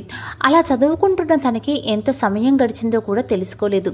భోజన సమయం అయ్యిందని తన పక్కన వాళ్ళు అనుకోవటంతో విని టైం చూసి స్వేచ్ఛ తన కోసం ఎదురు చూస్తుంది అని గుర్తుకు వచ్చి స్వేచ్ఛని ఎదురు చూడమన్న ప్రదేశానికి వెళ్ళింది. తను అనుకున్నట్లుగానే స్వేచ్ఛ ఎదురు చూడటం చూసి, క్షమించవే, లైబ్రరీలో చదువుకుంటూ సమయం చూసుకోలేదు అని సంజాయిషి ఇచ్చింది మైత్రి. నీ గురించి నాకు తెలియదా చెప్పు, అయినా నీకు ఈ లైబ్రరీ పిచ్చి ఏంటి? లైబ్రరీ కనపడితే చాలు చదువుకుంటూ దానికి అతుక్కుపోతావు అని చిన్నగా నవ్వేసింది స్వేచ్ఛ. అబ్బా, వచ్చేసాను కదా, ముందు భోజనం చేద్దాము అని ఒక చెట్టు కింద కూర్చొని బాక్స్ ముందు పెట్టుకుని దండం పెట్టుకున్నారు. క్యాంటీన్లో అందరితో సరదాగా నవ్వుతూ మాట్లాడుతున్న రోహన్కి దూరంగా చెట్టు కింద ఇద్దరు కూర్చోవటం వింతగా అనిపించింది. పైగా వాళ్ళు తినడానికి అని తెచ్చుకున్న బాక్స్ ముందు పెట్టి దండం పెట్టుకోవటం చూసి, మన కాలేజీలో చెట్టు కింద కూర్చోవటమే కాదు, క్యాంటీన్లో కాకుండా ఇలా చెట్టు కిందే తినేవాళ్ళు కూడా ఉన్నారా అని మనసులో అనుకున్నాడు. రోహన్ని చూడడం వైపు చూసిన నిషా అక్కడ మైత్రి వాళ్ళు కనిపించడం చూసి, కుక్కని సింహాసనం ఎక్కించినా తన తోక ఊపటం మానదని, వీళ్ళు ఇంత పెద్ద కాలేజీలో జాయిన్ అయినా వీళ్ళ బుద్ధి మాత్రం మారదు అని మనసులో అనుకుని, వాళ్ళు లో క్లాస్ వాళ్ళు రోహన్, పట్టించుకోకు అని నిషా చెప్పడంతో చిన్నగా నవ్వి ఊరుకున్నాడు రోహన్. మొదటి రోజు క్లాసు ఎలా ఉంది అడిగింది మైత్రి. పర్వాలేదు మైత్రి, సారంతగా చెప్పకపోయినా బాగానే చెప్తున్నారు, కాకపోతే వినేవాళ్ళే శ్రద్ధగా వినటం లేదు అని చెప్పింది స్వేచ్ఛ. శ్రద్ధ అనేది పక్కన ఉన్న వాళ్ళని చూస్తే రాదు స్వేచ్ఛ, అది మనలో ఉండాలి. ఒక పంచి క్లాస్ జరుగుతున్నప్పుడు క్లాస్ విను, ఒకవేళ చెప్పడం లేదా నాలా లైబ్రరీకి వెళ్ళి చదువుకో, లైబ్రరీకి వెళ్ళి చదువుకోవటం మనకి అలవాటే కదా అని మైత్రి చెప్పడంతో సరేనని తలూపింది స్వేచ్ఛ. సరే, ఇంకా సమయం అయింది కదా, నేను క్లాస్కి వెళ్తాను, సాయంత్రం క్లాస్ పూర్తయ్యాక ఇక్కడే నీకోసం ఎదురు చూస్తూ ఉంటాను అని చెప్పింది మైత్రి. సరే, ఒకవేళ నేను ముందు వస్తే నీకోసం ఎదురు చూస్తూ ఉంటాను సరేనా, ఒకవేళ నేను లేట్ అయితే వెళ్ళిపోకు, అస్సలు చిన్నపిల్లని, నాకు భయం అని బెదురుతూ ఉన్న కళ్ళతో చెప్పింది. అమ్మ తల్లి, చేసిన యాక్టింగ్ చాలు, ఒకవేళ నిన్ను ఎవడైనా ఎత్తుకుపోయినా వాడినే అమ్మేసి వచ్చే రకానివి నువ్వు భయపడటం ఏంటి అని చెప్పి మైత్రి నవ్వటంతో, అట్లుంటుంది మనతో ముచ్చట అని నవ్వింది స్వేచ్ఛ. అలా ఇద్దరు ఎవరి దారిని వాళ్ళ క్లాస్ రూమ్కి వెళ్ళారు. మొదటి రోజు కావడంతో మధ్యాహ్నం పెద్దగా క్లాసులు జరగలేదు. దాంతో మైత్రి లైబ్రరీకి వెళ్ళగా స్వేచ్ఛ కూడా రావడంతో ఇద్దరు లైబ్రరీలో చదువుకొని కాలాన్ని అలా గడిపేశారు. సాయంత్రం సమయం అవడంతో ఇద్దరూ కలిసి నడుచుకుంటూ బయటికి వెళ్ళారు. అప్పటి వరకు క్యాంటీన్లోనే కూర్చొని కబుర్లు చెప్పుకుంటున్న నిషాకి మైత్రిని చూడగానే ఎక్కడ లేని కోపం కలిగింది. నేను పంపించడానికి లేదు, కానీ తనకి తానుగా ఇక్కడి నుంచి వెళ్ళిపోతే ఎవరు మాత్రం ఏం చేస్తారో అని అనుకొని, మొదటి రోజే కదా, రేపటి నుంచి నీకు చుక్కలు చూపిస్తాను అనుకుంది నిషా. ఇంతలో రోహన్ రావడంతో అతనితో మాట్లాడుతూ అతనితో కలిసి ఇంటికి వెళ్ళిపోయింది నిషా. కాలేజీ నుంచి బయటికి వెళ్ళిన మైత్రి, స్వేచ్ఛ కొద్దిసేపు వరకు నడిచి తన గమ్యం వైపు చేరుకున్నారు. వీళ్ళు వెళ్ళే సమయానికి కావ్య కూడా అక్కడే ఉండటంతో ముగ్గురు కలిసి రెస్టారెంట్లోకి వెళ్ళారు. కొద్దిసేపటికి రెస్టారెంట్ వాళ్ళు ఇచ్చిన డ్రెస్ తీసుకుని ఆ రోజు తమకి కేటాయించిన పని చూసుకుంటూ టేబుల్స్ నీట్గా క్లీన్ చేసి వచ్చిన వాళ్ళ దగ్గర ఫుడ్ లిస్ట్ తీసుకుంది స్వేచ్ఛ. కిచెన్ నుంచి సర్వ్ చేసిన డ్యూటీ తీసుకుంది కావ్య. మైత్రికి వంట రావడంతో వండే వాళ్ళకి హెల్ప్ చేసే చోటులో ఆ రోజు డ్యూటీ వేశారు ఓనర్. అలా కాలేజీ అయినా మొదలు 5 గంటలకే రెస్టారెంట్కి వెళ్ళిన ముగ్గురు అన్ని పనుల్లో చకచకా చేయగలిగారు. 6 గంటలకి రెస్టారెంట్ ఓపెన్ అవడంతో అప్పటి నుంచి రాత్రి 10 గంటల వరకు ముగ్గురు డ్యూటీ చేసి రెస్టారెంట్లో మిగిలిన భోజనం ఇంటికి తెచ్చుకొని స్నానం చేసి తిని చదువుకోవటం మొదలుపెట్టారు. రాత్రి ఎంత లేట్ అయినా ఉదయం 6 గంటలకల్లా లేచి అన్ని పనులు చేసుకోవటం వాళ్ళకి ఉన్న అలవాటు. రోజులోనే మైత్రికి విషయంలో జరిగిన నిజమైన కళని తలుచుకుంటూనే మేలుకుంటుంది మైత్రి. ఇంట్లో పనులు ముగ్గురు కలిసి పంచుకోవడంతో త్వరగా పనులు ముగించుకొని పరుగున అనాథ ఆశ్రమంకి చేరుకొని నాయక్ గారికి చెప్పి కాలేజీకి బయలుదేరారు. ఎంత త్వరగా బయలుదేరినా ట్రాఫిక్ ఉండటం వల్ల కరెక్ట్గా టైంకి కాలేజీకి చేరుకున్నారు మైత్రి, స్వేచ్ఛ. ఇంకా 5 నిమిషాల సమయం ఉందని పరుగున తన క్లాస్ వైపు నడిచి వెళ్తున్న మైత్రికి తన కంగారు చేతిలో ఉన్న పుస్తకం జారి విడవడంతో తల కొట్టుకొని వెనక్కి తిరిగి పుస్తకం తీసుకొని కళ్ళకు అద్దుకొని ముందుకు తిరిగి ఎవరినో గుద్దుకొని వెనక్కి పడబోయింది. తను పడుతున్నానని తెలిసి గట్టిగా కళ్ళు మూసుకున్న మైత్రికి తను పడకపోవడంతో కళ్ళు తెరిచి చూసింది. తన గాల్లో ఉన్నానని అర్థమే ఎదురుగా చూడగా తనకి అత్యంత సమీపంలో కనిపించిన అబ్బాయిని చూసి ఆశ్చర్యపోయింది. తను అలా గాల్లో ఉండటానికి కారణం అతను తన నడుము పట్టుకొని కింద పడకుండా పట్టుకొని ఆపటం అని తెలిసి కంగారుగా పైకి లేచి అతనికి దూరం జరిగింది. మొదటిసారి ఒక అపరిచిత వ్యక్తికి అంత సన్నిహితంగా ఉన్నందుకే గుండె వేగం పెరిగిపోవడంతో అతని వైపు చూడలేక తలదించుకుంది. కానీ క్లాస్కి టైం అవుతుందని గుర్తుకొచ్చి ఇంకా అక్కడ ఉండలేక పరుగున తన క్లాస్ రూమ్కి వెళ్ళిపోయింది. వెళ్ళిపోతున్న మైత్రిని చూసి అసలు తనని ఎలా పడకుండా పట్టుకున్నాడో ఒకసారి గుర్తు చేసుకున్నాడు. క్లాసెస్ స్టార్ట్ అవ్వడానికి ఇంకా టైం ఉందని క్యాంటీన్ వైపు వెళ్తున్న రోహన్ని ఎవరో పిలిచినట్టు అనిపించడంతో వెనక్కి తిరిగి ముందుకు చూసేసరికి ఒక అమ్మాయి తగలటం, తనకు తగిలిన ఆమె పడిపోవడం గమనించి పట్టుకోవటం కొన్ని గడియల్లో జరిగిపోయింది. హఠాత్తుగా జరిగిన దానికి ముందు కంగారు పడినా కళ్ళు మూసుకున్న ఆ మోము చూస్తూ ఉండిపోయాడు. అలా చూసిన కొన్ని సెకండ్స్కే తను పైకి లేచి తనకు దూరంగా జరగటమే కాకుండా తప్పించుకొని వెళ్ళిపోవటం చూసి క్రేజీ గర్ల్ అని మనసులో అనుకుని ముందుకు వెళ్ళిపోయాడు. అప్పటికే క్లాస్కి లేట్ అవుతుందని కంగారుగా క్లాస్ రూమ్కి చేరుకున్న మైత్రి ఇక లెక్చరర్ రాకపోవడంతో నిదానంగా ఊపిరి పీల్చుకుని తన బెంచ్ వైపు వెళ్ళి కూర్చుంది. అక్కడ ఉన్న అందరూ కూడా పై క్లాస్ వాళ్ళు కావడంతో అందరూ ఖరీదైన దుస్తులతో తనకి కనిపించారు. ఎక్కడ కూర్చున్నామో అన్నది కాదు, చదువు ఎంతవరకు నేర్చుకున్నామో అన్నదే ముఖ్యమని నాయక్ గారు చెప్పిన మాటలు గుర్తుపెట్టుకొని లాస్ట్ బెంచ్లో కూర్చుంది. ఉదయం జరగవలసిన క్లాసులు అన్నీ అయిపోవడంతో స్వేచ్ఛని ఉండమన్న ప్రదేశానికి వెళ్ళి ఇద్దరూ కలిసి భోజనం చేశారు. ముందు రోజులానే క్యాంటీన్లో కూర్చొని మాట్లాడుకున్న రోహన్కి ఇద్దరు అమ్మాయిలు గార్డెన్లో కూర్చొని తినటం చూసి వాళ్ళ వైపు చూశాడు. ఉదయం తనకి డాష్ ఇచ్చిన మైత్రి కనపడటం చూసి ఎవరి అమ్మాయి అని మనసులో అనుకున్నాడు.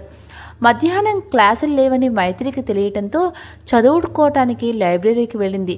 స్వేచ్ఛకి క్లాసులు ఉండటంతో తన క్లాసులకి వెళ్ళిపోయింది. ఏంటి నిషా, ఈ మధ్య ఎందుకు డల్గా ఉంటున్నావు అని అడిగాడు వంశీ. డల్గా ఉండక ఏం చేస్తుంది, ఇప్పుడు తను చెప్పింది జరగాలని మంకు పట్టు పడుతుంది. అలాంటిది ఇప్పుడు తను కోరుకున్నది జరగకపోయేసరికి డల్ అయిపోయింది. పాపం నిషా మీద జాలి చూపించింది పూజ. నీ జాలి నాకు అవసరం లేదు. నాకేదైనా నచ్చకపోతే దానికోసం ఏం చేయాలో నాకు తెలుసు. అయినా అంకుల్ చెప్పింది ఇది ఇక్కడ జాయిన్ అవ్వడానికి కారణం దాని చదువు. ఆ చదువు దానికి లేకుండా చేస్తే అప్పుడు అదే ఈ కాలేజీ వదిలి వెళ్ళిపోతుంది. లేదు అయినా వెళ్ళలేదా, దాన్ని నా కింద బానిసలా చేసుకుంటా అని చెప్పి నా గురించి ఆలోచించడం మానేసి నీ గురించి ఆలోచించుకోండి అని బెదిరించింది. అప్పుడే అక్కడికి వెళ్ళిన రోహన్కి నిషా వాళ్ళని బెదిరించడం చూసి వీళ్ళు మళ్ళీ ఏం చేశారు నిషా అని అడిగాడు. వాళ్ళు ఏం చెయ్యకపోతే వింత కానీ చేస్తే వింత ఏంటి అని రోహన్ వెనక వచ్చిన తేజ అనటంతో అవును అన్నట్టుగా తలూపింది నిషా. ఏంటి ఏంటి మేము ఎప్పుడూ ఏదో ఒకటి చేస్తూనే ఉంటామా అని ఒకేసారి అడిగారు పూజ వంశీ. మరి అదేగా చెప్పేది అని రోహన్ నిషా తేజ ముగ్గురు ఒకేసారి అనడంతో పూజ వంశీ బిక్కమొహం వేయగా వీళ్ళని నవ్వుకున్నారు. ఇంతలో రోహన్కి ఫోన్ రావడంతో బయటికి వెళ్ళాడు. వెళ్తున్న రోహన్ వైపు చూసి ఇంతసేపు క్లాస్ రూమ్లో ఏం చేస్తున్నారా, రావడానికి ఇంత లేట్ ఏంటి అని కోప్పడింది నిషా. అమ్మ తల్లి, నా మీద కోపడితే నేనేం చేయను, నీకు తెలుసుగా.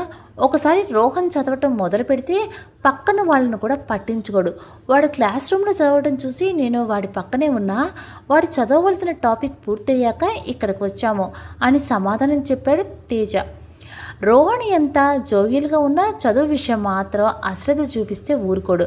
అందరికీ అర్థం వాళ్ళు ముందుగానే తమ ప్రిపేర్ అయ్యి క్లాస్లో లెక్చర్ చెప్పడం పూర్తి అయ్యాక తను కూడా చెప్పేసేవాడు. ఇక చదవటం స్టార్ట్ చేస్తే అస్సలు ఆపడు, అంత ఇష్టం చదవటం అంటే. అందుకే ఇప్పుడు నిషాకి తేజ రోహన్ చదువు గురించి చెప్పడంతో ఇంకేమీ అనలేక మౌనంగా ఉండిపోయింది. లైబ్రరీలో చదువుకుంటున్న మైత్రి పేజీలు తిరిగేస్తూ అనుకోకుండా టైం వైపు చూసుకుంది. అదే వేగం కదలటంతో చూసి అప్పుడే కాలేజీ టైం అయిపోయిందా, త్వరగా స్వేచ్ఛను కలిసి రెస్టారెంట్కి వెళ్ళాలి అనుకుని చదువుతున్న పుస్తకం యథాస్థానంలో పెట్టింది. తన కాలేజీ బ్యాగ్ తగిలించుకొని లైబ్రరీ నుంచి బయటికి వెళ్ళిన మైత్రి తన చేతి గడియారం వైపు చూస్తూ ముందు ఉంది ఎవరో చూసుకోకుండా గుద్దుకొని వెనక్కి పడబోయింది. అతను ఎవరో తగులుకోవడంతో వెనక్కి తిరిగి రోహన్కి పడబోతున్న మైత్రిని చూసి టక్కున ఆమె చేతిని అందుకొని పడకుండా పట్టుకున్నాడు. తన చేతిని పట్టుకొని పడనివ్వకుండా చూసిన వ్యక్తి వైపు చూసిన మైత్రికి ఉదయం తనని కాపాడిన వాడే ఇప్పుడు కూడా తనని రక్షించాడనే అర్థమే లేచి నిలబడింది. అందమైన తేనె లాంటి కళ్ళు, కోటేరు ముక్కు, ఎటువంటి మేకప్ లేకుండా సహజంగా ఉన్న సౌందర్యాన్ని చూసి రోహన్కి మాట రాలేదు. ఉదయం సరిగ్గా చూడలేదు, కానీ ఇప్పుడు తనని చూసిన తనకి ఎందుకో ఆమె సాధారణంగా ఉన్న చాలా ఆకర్షణీయంగా కనిపించి ఆమె వైపే చూడసాగాడు. తనను రక్షించడానికి అతని వైపు కృతజ్ఞతాభావంతో చూసిన మైత్రికి అతను తనని తీక్షణంగా చూడటం గమనించి పరుగున అక్కడి నుంచి వెళ్ళిపోయింది. కానీ తను వేసుకున్న చున్నీ వెనక్కి లాగడంతో వెళ్ళేదల్లా తిరిగి అతని వైపు ఉరిమి చూసింది. మరుక్షణమే తన చున్నీ అతని చేతుల్లో కాకుండా మొక్కల మధ్యలో ఇరుక్కుని ఉండటం చూసి తనని అపార్థం చేసుకున్నానో అనుకుని తలదించుకొని మొక్కల మధ్యలో ఉన్న చున్నీని వేరు చేసి వెళ్ళిపోయింది. హలో మేడం, ఇక్కడ నేను ఒకని ఉన్నానో అని కూడా లేకుండా నీ పాటికి నువ్వే వెళ్ళిపోతే ఎలా? నాకు చెప్పవలసింది ఎవరు చెప్తారు అని రోహన్ అడగడంతో ఆగింది. చెప్పవలసిందా అని ప్రశ్నార్థకంగా అడిగింది. అవును, నాకు 2 సారీలు 2 థ్యాంక్స్లు వస్తాయి. అవి చెప్పకుండా వెళ్ళిపోయావు, కానీ ఈ మొక్కలు అర్థం చేసుకుని నేను ఆపాయి చూసావా అని కళ్ళెగరేశాడు. రోహన్ మాటలకి ఆశ్చర్యపోయింది మైత్రి. ఏంటి ఇతను సారీ థ్యాంక్స్ అని అంటున్నాడు? థ్యాంక్స్ ఎందుకో తెలుసు, మరి సారీ ఎందుకు అని మనసులో అనుకుంది. మైత్రి ఆలోచన అర్థమైనట్టు, ఏంటి మేడం వీడేంటి సారీ థ్యాంక్స్ అంటున్నాడు అనుకుంటున్నారా? నేను నిన్న 2 సార్లు కింద పడకుండా రక్షించాను, అందుకు నాకు 2 సార్లు థ్యాంక్స్ రావాలి. ఆ 2 సార్లు నువ్వు నాకు థ్యాంక్స్ చెప్పకుండా వెళ్ళిపోయావు, అందుకు సారీ కూడా కావాలి అని చెప్పి లాజిక్ బాగుంది కదా అని నవ్వాడు. మొదటిసారి ఒక పరాయి అబ్బాయి ఏదో తెలిసిన వాడిలా అంతలా మాట్లాడుతుంటే చాలా ఆశ్చర్యంగా అనిపించింది మైత్రికి. కానీ తను చెప్పింది నిజమే. మనకి హెల్ప్ చేసిన వాళ్ళకి థ్యాంక్స్ సారీ చెప్పడం చాలా ముఖ్యం. ఆ విషయం తెలిసి కూడా చెప్పలేనందుకు తనని తను నిందించుకుంది. సరే అలాగే థ్యాంక్స్ ఏంటి, ఒక్కసారి ఒక్క థ్యాంక్స్ మాత్రమేనా? అతని మాటలు చిన్నగా నవ్వి, కాదు 2 సారీలు 2 థ్యాంక్స్లు. మైత్రి చెప్పిన విధానం నచ్చిన Rohan, good, I am Rohan అని తన చేతిని ముందుకు చూపాడు. తన ముందు ఉన్న అతని చేతిని చూసి, మీ పేరు బాగుందండి అని చేతులు జోడించింది. నేను ఇంగ్లీష్ వాడి పద్ధతిలో హాయ్ చెప్తే నువ్వు మన ఇండియన్ పద్ధతిలో నమస్కారం చెప్తావా? ఇది కూడా నాకు నచ్చింది, కానీ నాకంటే చిన్న అమ్మాయి కాబట్టి నేను నమస్తే పెట్టను అని అభయహస్తం చూపించి నిన్ను ఆశీర్వదించాను బాలిక అని చెప్పాడు. రోహన్ మాటలకి అతని ప్రవర్తనకి చిన్నగా నవ్వి, ఇంకా నేను వెళ్తానండి అని చెప్పింది. అలా వెళ్ళాలంటే నీ పేరు చెప్పాలి అని రోహన్ అనడంతో వెనక్కి తిరిగి మైత్రి అని చెప్పి వెళ్ళిపోయింది. మైత్రి అని మనసులో గట్టిగా అనుకుని, ఈ అమ్మాయిని చూడటానికి సింపుల్గా ఉన్నా తనలో ఏదో తెలియని మాయ ఉంది అనుకుని క్యాంటీన్ వైపు వెళ్ళాడు. ఏంటి రోహన్, అప్పుడే సార్ని కలిసావా అని అడిగాడు తేజ. అప్పుడు గుర్తుకు వచ్చింది రోహన్కి తన లైబ్రరీలో ఉండే సార్ని కలవడానికి వెళ్ళటం, అంతలోనే మైత్రిని తగలటం, తనతో మాట్లాడటం గుర్తుకొచ్చి, సార్ లైబ్రరీలో కనిపించలేదురా అందుకే వచ్చేసాను అని అబద్ధం చెప్పాడు. అవునా, సరే కాలేజ్ అయిపోయింది కదా, ఇంకా బయటికి వెళ్దాం పదా రోహన్ అని అడిగాడు వంశీ. ఎప్పుడు చూడు తిరుగుడేనా, అయినా నువ్వు ఒక్కడవే తిరుగుతున్నావంటే నేనేం చేయాలి? నేను వస్తాను, నన్ను తీసుకుని వెళ్ళు అని బెదిరించింది పూజ.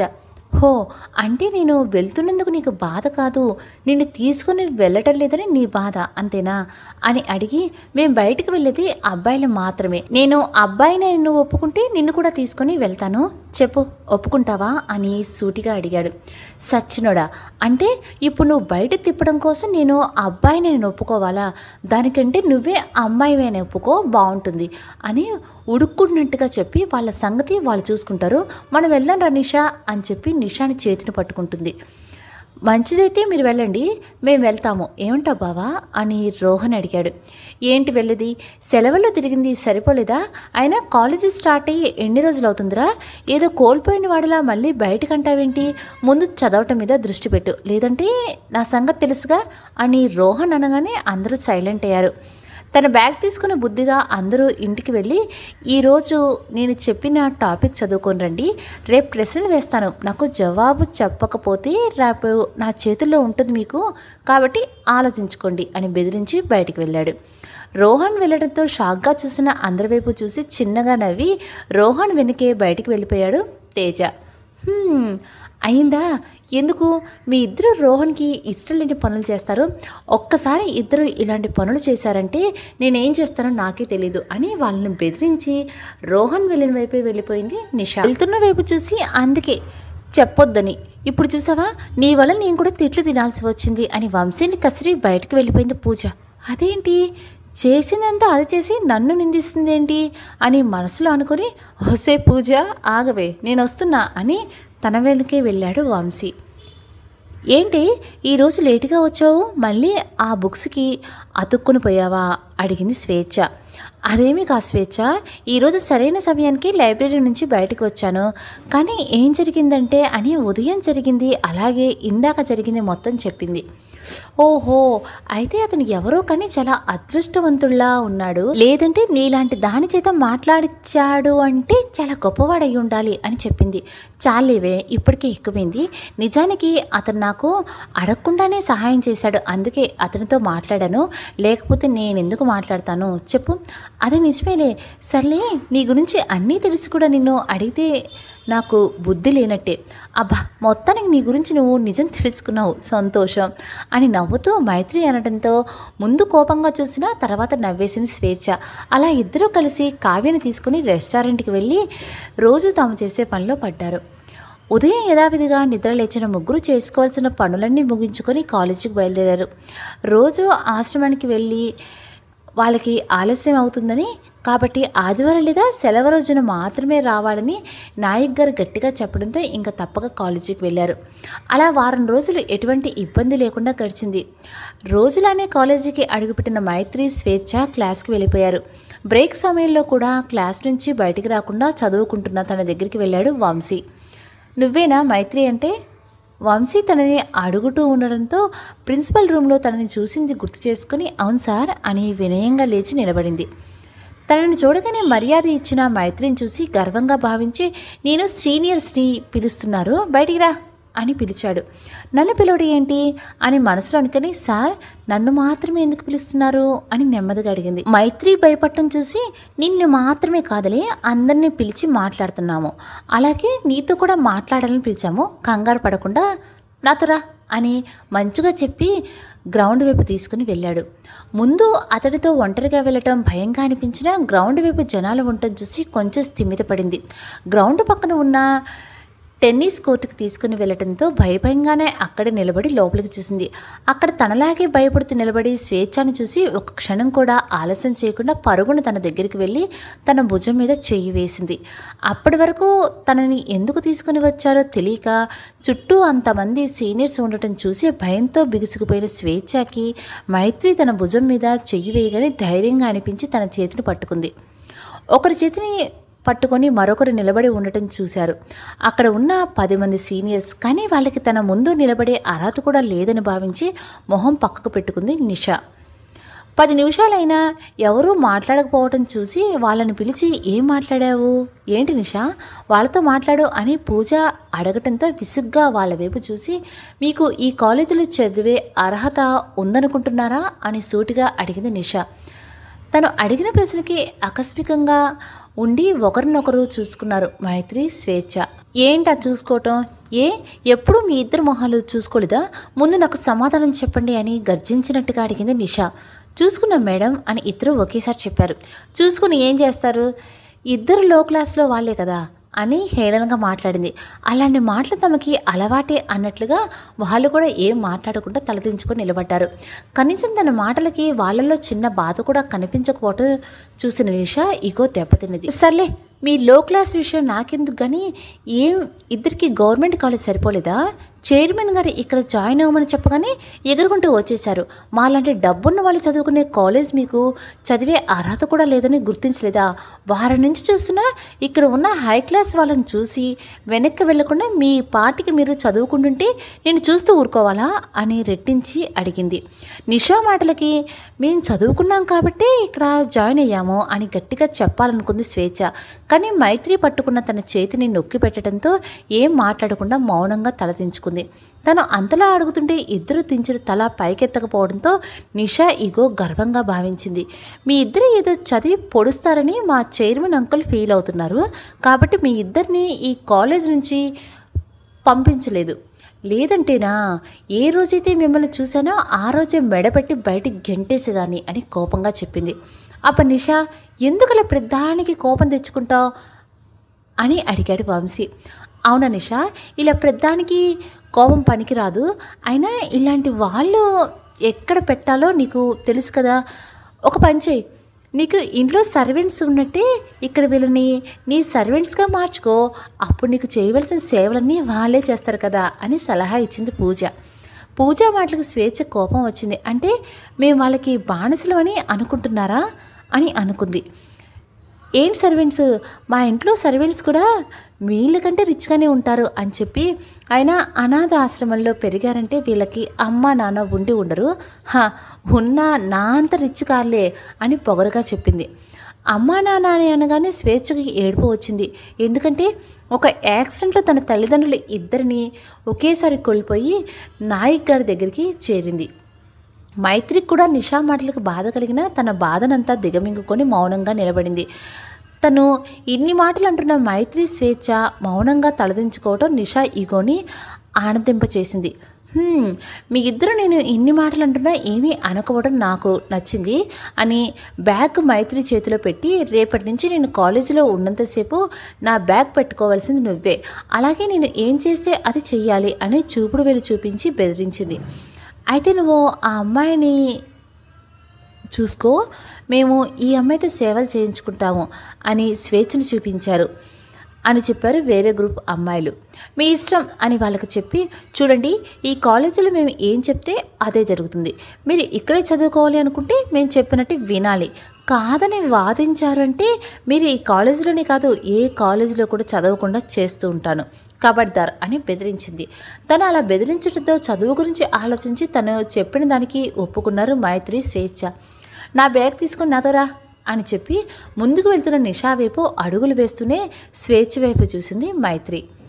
నాకేం కాదు, నువ్వు దిగులు పడకు అని స్వేచ్ఛ సైగ చేయడంతో ఇంకా చేసేదేవి లేక నిషా వెంటనే నడిచింది. క్లాస్ బెల్ మోగటంతో క్లాస్ టైం అయిందని చూసి క్లాస్ స్టార్ట్ అయిందని మేడం అని చెప్పింది. అయితే ఏంటి, నా క్లాస్కి వెళ్ళాలని లేదు అని చెప్పి క్యాంటీన్ వైపు వెళ్ళింది.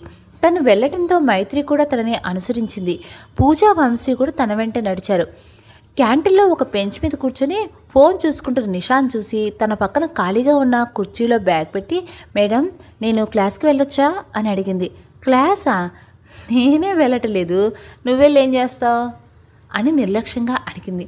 ప్లీజ్ మేడం నేను చదువుకుంటాను అని అభ్యర్థనగా అడిగింది. అబ్బా చదువు చదువు అని అంటావేంటి అని విసుక్కుని, సర్లే క్లాస్కి పో, సరిగ్గా లంచ్ టైంకి ఇక్కడ రావాలి, అది గుర్తుపెట్టుకో అని చెప్పింది. థ్యాంక్స్ మేడం అని చెప్పి పరుగున అక్కడి నుంచి తన క్లాస్కి వెళ్ళింది. వెళ్తున్న మైత్రి వైపు చూసి, చదువంటే ఇంత పిచ్చి వాళ్ళు కూడా ఉన్నారా, నాన్ సెన్స్ అని అనుకుని తన ఫోన్ తీసుకొని పనిలో పడింది నిషా. క్లాస్కి లేట్ అయిపోయింది అని పరుగున వెళ్తున్న మైత్రిని చూడకుండా చిన్న రాయికి తగులుకొని కింద పడింది. తనతో పాటు తన చేతిలో ఉన్న పుస్తకాలు కూడా పడటం చూసి వెంటనే వాటిని తీసి కళ్ళకద్దుకొని పైకి లేచేంతలోనే ఒక చెయ్యి తన ముందు చాపడంతో ఆ చెయ్యి ఎవరిదా అని వాళ్ళ వైపు చూసింది. అక్కడ రోహన్ ఉండటం చూసి మీరా అని అడిగింది. నా పేరు మీరా కాదు, రోహన్ అని చెప్పి ముందు చెయ్యి అందివు, మీ సహాయాన్ని తిరస్కరించినందుకు క్షమించండి అని చెప్పి తనే పైకి లేచి నిలబడింది. నా సహాయం తిరస్కరిస్తున్నావంటే దానికి కారణం తెలుసుకోవచ్చా? అంటే అబ్బాయి హెల్ప్ చేశాడనా, లేక ఈ వంకతో నేను నిన్ను తాకుతానని భయపడుతున్నావా అని తన ఉద్దేశం ఏంటో తెలుసుకోవాలని అడిగాడు. స్వచ్ఛమైన మనసుతో మీరు సహాయం చేయడానికి ఇష్టపడవచ్చు, కానీ కింద పడితే కదా దెబ్బ రుచి తెలిసేది, అప్పుడే పైకి లేవాలన్న పట్టుదల ఉంటుంది. అదే ఒకరు సహాయం చేస్తే కింద పడిన ఎవరో ఒకరు సహాయం చేస్తానని ఎదురు చూస్తాను తప్ప మనకి మనం ప్రయత్నించము. అందుకే నేను కింద పడినా ఎవరి సహాయం తీసుకోను. కానీ నాకే తెలియకుండా నేను కింద పడకుండా రక్షించింది మాత్రం మీరు. అలాంటి మీ గురించి నేను తప్పుగా అనుకోను అని తన అభిప్రాయాన్ని చెప్పింది. పరాయి వాళ్ళ సహాయంతో కాదు, తన కష్టంతోనే ఏదైనా చెయ్యాలి అనుకునే అమ్మాయిలు చాలా అరుదుగా ఉంటారు. అందులో ఈ అమ్మాయిని కూడా చేర్చచ్చు అని మనసులో అనుకుని అప్రయత్నంగా తన కాలు వైపు చూశాడు. చిటికిన వేలు నుంచి రక్తం రావడం చూసి రక్తం అని అరిచాడు. రోహన్ అరుపుకి తన కాలు వైపు చూసుకున్న మైత్రికి చిటికిన వేలు నుంచి రక్తం రావటం చూసి, పర్వాలేదండి, నాకు ఏం కాలేదు, నేను చూసుకుంటాను, సహాయం చేయబోయినందుకు మీకు థ్యాంక్స్, అలాగే మీ సహాయం తిరస్కరించినందుకు సారీ అని చేతులు జోడించి చెప్పి తన క్లాస్ వైపు వెళ్ళిపోయింది. వెళ్తున్న మైత్రి వైపు చూసి, ఏంటి అమ్మాయి, ఈ కాలంలో అమ్మాయిలు చిన్న రక్తం చూస్తేనే కళ్ళు తిరిగి పడిపోతామో అన్నట్టు ఉంటారు, అలాంటిది రక్తం కారుతుందని చెప్పినా పట్టించుకోకుండా క్లాస్కి వెళ్ళిపోయింది. అమ్మాయిలు ఇంత స్ట్రాంగ్గా ఉన్నారా అని ఆశ్చర్యపోయాడు. క్లాస్కి వెళ్ళిన మైత్రికి అప్పటికే ఉపాధ్యాయులు గారు పాఠాలు చెప్పడం మొదలుపెట్టడం చూసి లోపలికి రావచ్చా సార్ అని అనుమతి కోరింది. ఎప్పుడు వెస్ట్రన్ డ్రెస్లో లేదా జీన్స్ టాప్ లాంటి డ్రెస్సులు వేసుకునే అమ్మాయిలకు మాత్రమే ఆ కాలేజీలో చూసిన మాస్టర్కి మైత్రి పద్ధతిగా ఉండటం, పైగా ఆ బట్టలను బట్టి తను మధ్యతరగతి అమ్మాయిని భావించి చులకన భావం కలిగింది. ఏ అమ్మాయి, చేతికి గడియారం పెట్టుకుంటే సరిపోదు, అది సరిగ్గా పనిచేస్తుందో లేదో చూసి సమయానికి క్లాస్కి రావాలి, ఆ మాత్రం టైం చూడటం రాని నీకు ఆ వాచ్ ఎందుకు అని చులకనగా మాట్లాడాడు. మాస్టర్ మాటలు తనని హేళన చేసినట్టుగా ఉన్నా ఏం మాట్లాడలేక తప్పు చేసినట్టు తలదించుకుంది. ఎందుకమ్మా వస్తారు నీలాంటి వాళ్ళు, చదువుకోవటం అని రావటం, ఇక్కడ అందంగా డబ్బు ఉన్న అబ్బాయిని వాళ్ళలో వేసుకోవటం, కాకపోతే అని చెప్పి ఏం మాట్లాడలేక మౌనంగా ఉన్న మైత్రి వైపు పొగరగా చూసి, ఈరోజు నువ్వు బయట నుంచే నా పాట విను, అదే నీకు నేను ఇచ్చే పనిష్మెంట్ అని చెప్పాడు. అతని మాటలకి పంటి బిగును వస్తున్న బాధని తొక్కిపెట్టి కళ్ళల్లో నుంచి జాలువారటానికి సిద్ధంగా ఉన్న కన్నీటిని బలవంతంగా ఆపి మాస్టర్ క్లాస్ చెప్తుంటే బయట నిలబడి ఆయన చెప్తున్న పాఠం వైపు శ్రద్ధ ఉంచింది. ఇదంతా కూడా తన వెనకే వచ్చిన రోహన్ చూసి ఆకస్మికంగా ఉండిపోయాడు. ఎందుకో తనకి ఆ క్షణం మైత్రి తప్పు చెయ్యకపోయినా పనిష్మెంట్ తీసుకోవడం నచ్చలేదు. అందుకే మైత్రి క్లాస్ వైపు అడుగులు వేశాడు. తను ఇన్ని మాటలన్న మైత్రి నోరు మెదకపోవడంతో మాస్టర్ అహం సంతోషించి పాఠాలు చెప్పడం మొదలుపెట్టాడు. మాస్టర్ అన్ని మాటలన్నా తను ఇక్కడికి వచ్చింది కేవలం చదువుకోవడానికి మాత్రమే అని తనని తాను స్థిమితపరుచుకొని మాస్టర్ చెప్పే పాఠం వైపు దృష్టి పెట్టిన మైత్రికి తన పక్కన ఎవరో నిలబడుతున్నట్టుగా అనిపించడంతో పక్కకు చూడగా అక్కడ రోహన్ ఉండటంతో అతని వైపు ఆశ్చర్యంగా చూసింది. కానీ రోహన్ మైత్రి వైపు కనీసం చూడకుండా మాస్టర్ గారిని పిలిచాడు. హే రోహన్, నువ్వేంటి ఇక్కడ, పైగా ఫస్ట్ ఇయర్ క్లాస్కి వచ్చావు, ఏదైనా పనుందా అని అడిగాడు మాస్టర్. పని ఉంటేనే రావాలా సార్, మీ మీద అభిమానంతో కూడా రావచ్చు కదా అని చెప్పి రోహన్ మాటలకు పొంగిపోయాడు మాస్టర్. నువ్వు అభిమానంతో వస్తే నేను ఎందుకు కాదంటాను అని చెప్పి క్లాస్లోనికి ఆహ్వానించాడు. మాస్టర్ ఆహ్వానించిన రోహన్ ముందుకు వెళ్తూ తనతో పాటు మైత్రి రాకపోవడం చూసి, సార్ ఒక్కసారి ఆహ్వానిస్తే అప్పుడు ఎంతమంది అయినా లోపలికి వెళ్ళొచ్చు అని చెప్పి మైత్రిని కూడా లోపలికి రమ్మని చెప్పాడు. రోహన్ పిలిచిన మాస్టర్ చెప్పకుండా వెళ్తే బాగోదని ఆలోచించి ఆగిపోయింది మైత్రి. మైత్రి ఆగిన వెనుక కారణం అర్థమే, ఏంటి సార్ మీ స్టూడెంట్ నేను పిలిస్తే క్లాస్లోనికి వెళ్ళదా, మీరు చెప్తేనే వెళ్తుందా, అయితే మీరే చెప్పండి అని నవ్వుతూ అడిగాడు. రోహన్ మాటలు కాదనలేక, నీకు సీనియర్ చెప్తే వినే అలవాట్లేదా, వెళ్ళు నీ ప్లేస్లో కూర్చో అని కసిరినట్టుగా చెప్పాడు. మాస్టర్ మాటలకు బుద్ధిగా తలుపి తను అలా క్లాస్లోనికి వెళ్ళటానికి కారణమైన రోహన్కి మనసులోనే కృతజ్ఞతలు తెలుపుకొని తన ప్లేస్లోకి వెళ్ళి కూర్చుంది. మైత్రి కూర్చోవడం చూసిన రోహన్ మాస్టర్తో 2 మాటలు మాట్లాడి తర్వాత తనకి పని ఉందని చెప్పి బయటికి వెళ్ళిపోయాడు. వెళ్తున్న రోహన్ వైపు చూసి, ఎందుకు వచ్చాడో ఎందుకు వెళ్ళాడో ఏంటో ఈ రోహన్, అర్థం చేసుకోవడం కొంచెం కష్టమే అనుకొని పాఠం చెప్పడం కొనసాగించాడు. బ్రేక్ సమయం అవగానే ముందు నిషా దగ్గరికి పరుగులు తీసింది మైత్రి. ఉదయం తగిలిన చిటికిన వేలు కొంచెం వాయడంతో నొప్పి ఉన్న ఆ బాధ భరించగలిగేది అని భావించి క్యాంటీన్ వైపు వెళ్ళింది. సీనియర్స్కి తప్ప జూనియర్స్కి స్వాగతం లేని క్యాంటీన్లోకి ఒక సాధారణ అమ్మాయి, పైగా జూనియర్ రావడంతో అక్కడ ఉన్న వాళ్ళ అంతా చిత్ర విచిత్రంగా చూశారు. హే, ఎవరు నువ్వు, ఇక్కడ జూనియర్స్కి ప్రవేశం లేదని తెలీదా అని అడిగాడు అక్కడ ఉన్న వాళ్ళంతా. తను వచ్చింది నా కోసం అని వినిపించిన వైపు చూడగా అక్కడ నిషా ఉండటంతో ఎవరూ ఏం మాట్లాడలేదు. నా దగ్గరికి రా అని నిషా కేక వేయడంతో తన దగ్గరికి వెళ్ళింది మైత్రి. ధైర్యం ఎక్కువే నీకు అని పైనుంచి కింద వరకు మైత్రిని చూసి కౌంటర్లో నా పేరు చెప్తే ఫుడ్ ఇస్తాడు, వెళ్ళి తీసుకురా అని ఆర్డర్ వేసింది. నిషా చెప్పడంతో సరేనని తలూపి తనకు కావాల్సినవి తీసుకొని రావడానికి వెళ్ళింది. వెళ్తున్న మైత్రి వైపు చూసి, నాకు తెలిసినంత వరకు సీనియర్స్ ఉన్న ఈ క్యాంటీన్లో జూనియర్స్ పైగా లో క్లాస్ అమ్మాయి రావటం ఇదే మొదటిసారి అనుకుంటా కదా నిషా అని అడిగింది పూజ. అవును, పైగా నిషా తనని సపోర్ట్ చేస్తున్నట్టుగా మాట్లాడటం అయితే ఇంకా వింతగా ఉంది అని చెప్పాడు వంశీ. అంటే ఏంటి, నేను తనకి సపోర్ట్ చేస్తున్నానని ఫీల్ అవుతున్నావా అని కోపంగా అడిగింది నిషా. మాకు అలాగే అనిపించింది అని వంశీ పూజ ఒకేసారి చెప్పారు. దాంతో ఆలోచనలో పడింది నిషా. కౌంటర్ దగ్గరికి వెళ్ళి నిషా పేరు చెప్పి తను తినవలసిన భోజనం అడిగింది మైత్రి. ఇంతలో తనని ఎవరో పిలుస్తున్నట్టుగా అనిపించి కిటికీ వైపు చూసింది. అక్కడ స్వేచ్ఛ కనపడంతో తన దగ్గరికి వెళ్ళింది. భోజన సమయం అయితే నువ్వు ఇక్కడ ఏం చేస్తున్నావు మైత్రి అని ప్రశ్నించింది స్వేచ్ఛ. అది తర్వాత చెప్తా స్వేచ్ఛ, ప్రస్తుతానికి నేను నిషా మేడంకి భోజనం ఇచ్చేసి వస్తాను. నా కోసం నువ్వు ఎదురు చూడకుండా నువ్వు భోజనం చేసేయి. అంటే ఏంటి, నువ్వు లేకుండా నేను ఎప్పుడైనా తిన్నానా? సర్లే, నీకోసం ఇక్కడే ఎదురు చూస్తూ ఉంటాను, నువ్వు వచ్చాక కలిసి తింటాను అని నిక్కచ్చిగా చెప్పి స్వేచ్ఛ వైపు ముచ్చటగా చూసింది. సరే, నేను భోజనం ఇచ్చేసి వస్తాను అని చెప్పి కౌంటర్ వాళ్ళు ఇచ్చిన భోజనం ప్లేట్ తీసుకుని నిషా దగ్గరికి వెళ్ళింది. తన పక్కకు వచ్చిన మైత్రిని చూసిన నిషా తన చేతిలో ఉన్న పళ్ళెం వైపు చూసింది. అవి తనకి ఇష్టమైనవి అయినా ఈరోజు తను అవి తినాలని అనుకోకపోవడంతో ఆ పళ్ళాన్ని విసిరింది. తన దగ్గరకు వచ్చిన భోజనాన్ని కాలతనని నిషా వైపు మొదటిసారిగా కోపంగా చూసింది మైత్రి. ఎందుకంటే భోజనం వీళ్ళు తనకు తెలుసు. ఒక పూట భోజనం కోసం అలమటించే వాళ్ళు ఎంతమంది ఉన్నారు? చాలామంది తిండి దొరక్క ఇబ్బంది పడుతుంటే ఇలాంటి వాళ్ళు తిండి ఎక్కువై ఇబ్బంది పడుతున్నారు అనుకుని నేలపాలైన భోజనం వైపు బాధగా చూసింది. నీకు అసలు బుద్ధుందా? ఈరోజు నేను ఏం తింటానో తెలుసుకోకుండానే వెళ్ళి నా కోసం ఇది తెచ్చావా? ఇదేనా నువ్వు చేసే పని? మరొక్కసారి నాకు ఏం కావాలో అడగకుండా ఇలాంటివి తీసుకొచ్చావనుకో, ఈసారి నేలపాలు చేయను, మరోసారి నీ మొహం మీదనే విసిరి కొడతాను అని బెదిరించింది. నిషా అరుపు విన్న కౌంటర్ ఓనర్ అక్కడికి వచ్చి ఏం జరిగింది అని విషయం అడిగి తెలుసుకున్నాడు. ఏమ్మాయి, మేడంకి ఏం కావాలో తెలుసుకుని ఇవ్వాలని తెలీదా? నీ వల్లనే ఈరోజు నాకు ఈ నష్టం జరిగింది అని మైత్రిని తిట్టాడు. జరిగింది మొత్తం అప్పుడే అక్కడికి వచ్చిన రోహన్, తేజ కూడా చూస్తూ ఉండగా వాళ్ళని దాటుకొని ఒకరు ముందుకు వెళ్ళి మైత్రి పక్కన ఉండటం చూశారు. సార్, మా మైత్రి కావాలని చేయలేదు, ప్లీజ్ వదిలేయండి సార్ అని అభ్యంతరంగా అడిగింది స్వేచ్ఛ. ఎక్కడి నుంచి వస్తారమ్మా మీరంతా? క్యాంటీన్ అంటే ఏంటో తెలియకుండా ఈ క్యాంటీన్ పరువు తీస్తున్నారు. మళ్ళీ నాకు ఈ నష్టం ఒకటి. ఇప్పుడు ఇదంతా క్లీన్ చేసుకోవాలి అని విసుక్కొని, రే బాయ్, వచ్చి ఇదంతా చెత్తబుట్టలో పడే అని ఆజ్ఞాపించాడు. కింద పడిందని భోజనాన్ని చెత్తబుట్టలో వేసేయమంటున్నా దానికి అతని వైపు చూసింది మైత్రి. నా వల్లనే ఇలా జరిగిందని మీరు అనుకుంటున్నారు కదా సార్, నేనే ఇదంతా శుభ్రం చేస్తాను అని చెప్పింది మైత్రి. నీ వల్లనే ఇలా జరిగినందుకు నువ్వు శుభ్రం చేయడమే ఉత్తమం అని చెప్పి బాయ్ చేత శుభ్రం చేయడానికి కావాల్సినవి అన్నీ అందించాడు. మైత్రి వాటిని తీసుకొని భోజనం అంతా ఒక పేపర్లో చుట్టి ఆ ప్రదేశంతో శుభ్రంగా తుడిచింది. స్వేచ్ఛ తనకి సహాయంగా నిలిచింది. వాళ్ళిద్దరిని ఇలా చూసి నిషా గర్వంగా నవ్వుకొని కాలు మీద కాలు వేసుకుని కూర్చుంది. అంతా శుభ్రం అవడంతో వాళ్ళ వస్తువులు వాళ్ళకి అప్పచెప్పి భోజనం పెట్టిన కవర్ తీసుకుని బయటికి వెళ్లారు మైత్రి, స్వేచ్ఛ.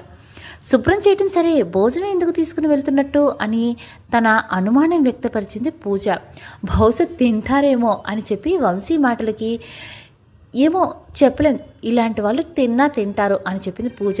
వాళ్ళ మాటలు నిషా ఎంతైనా లో క్లాస్ వాళ్ళు కదా అని అనుకుంది. అప్పటి వరకు ఇదంతా చూసిన రోహన్కి నిషా ప్రవర్తన మీద కోపం కలిగింది. వాళ్ళ మాటలు ఒకరిని కించపరిచేలా ఉండటం చూసి అవి తన మనసుకి తెలియని బాధని కలగజేయడంతో మైత్రి వెళ్ళిన వైపే వెళ్ళగా తనని అనుసరించాడు తేజ. మైత్రి ఆగవే వస్తున్నా అని తన వెనకే కాలేజీ బయటికి వెళ్ళింది స్వేచ్ఛ. రోడ్డు మీద నిలబడి అటూ ఇటూ ఎవరి కోసమో ఎదురు చూస్తున్న మైత్రిని గమనించి, ఇప్పుడు ఎవరి కోసం చూస్తున్నావు మైత్రి అని అడిగింది. మైత్రి ఎదురు చూస్తున్నా వాళ్ళు దొరికినట్టుగా చిన్నగా నవ్వి ముందుకు వెళ్ళింది. మైత్రి, స్వేచ్ఛ వెళ్ళిన వైపే వెళ్ళిన రోహన్, తేజ కూడా వాళ్ళని అనుసరించారు. కొంచెం ముందుకు వెళ్ళిన మైత్రి తన చేతిలో ఉన్న భోజనం సంచిని కింద ఒక కాగితం మీద పెట్టింది. అది చూసిన కుక్క వెంటనే అక్కడికి వచ్చి ఆ భోజనం తినటం మొదలుపెట్టింది. భోజనం కింద పడిందని చెత్తబుట్టలో వేసే వ్యర్థపాలు చేస్తాం. దానికి బదులుగా ఇలా నోరు లేని జీవులకు అని పెట్టడం తప్పులేదు కదా స్వేచ్ఛ. కనీసం అవైనా తిని వాటి ఆకలి తీర్చుకుంటాయి కదా. ఆకలి విలువ తెలియని వాళ్ళ సంగతి మనకు అనవసరం. కనీసం ఆకలి విలువ తెలిసిన మనమైనా ఈ పని చేస్తే మంచిదని ఇలా చేశాను అని చెప్పింది. మైత్రి చెప్పింది విన్న స్వేచ్ఛ తన వైపు మెచ్చుకోలుగా చూసి, చాలా మంచి పని చేశావు మైత్రి అని మెచ్చుకొని తనను తీసుకుని కాలేజీ వైపు వెళ్ళింది. వెళ్తున్న ఇద్దరి వైపు చూసి, వీళ్ళలాంటి అమ్మాయిల్ని ఎక్కడ చూడలేదు అని అనుకున్నారు రోహన్, తేజ. హాయ్ అండి. ఇప్పటి వరకు ఈ కథలో ఎవరెవరి మనస్తత్వాలు ఎలా ఉంటాయో, ఎవరెవరు జీవితాలు ఎక్కడి నుంచి స్టార్ట్ అయినాయో మొత్తం ఇప్పటి వరకు అర్థమైంది కదా. అసలు ఈ స్టోరీలో మైత్రికి ఒక కుటుంబం ఉందా? ఆ కుటుంబం ఉంటే మైత్రిని ఎందుకు కాదనుకున్నారు? మళ్ళీ తను ఆ కుటుంబానికి చేరువవుతుందా? అసలు రోహన్కి మైత్రికి ఉన్న సంబంధం ఏంటి? వీటన్నిటికీ ఆన్సర్స్ తెలియాలి అంటే నెక్స్ట్ ఎపిసోడ్ వినాల్సిందే. రేపు మార్నింగ్ నెక్స్ట్ ఎపిసోడ్ మళ్ళీ పోస్ట్ చేస్తాను అన్నట్టు. స్టోరీ నచ్చిందా? నచ్చితే కనుక ఒక చిన్న లైక్ చేయండి. మీలో స్టోరీస్ వినటం అలవాటు ఉన్న వాళ్ళకి ఈ స్టోరీని మాత్రం ఫార్వర్డ్ చేయండి. Thank you. రేపు మళ్ళీ మీ అందరినీ నేను కలుస్తాను. అప్పటి వరకు నమస్తే.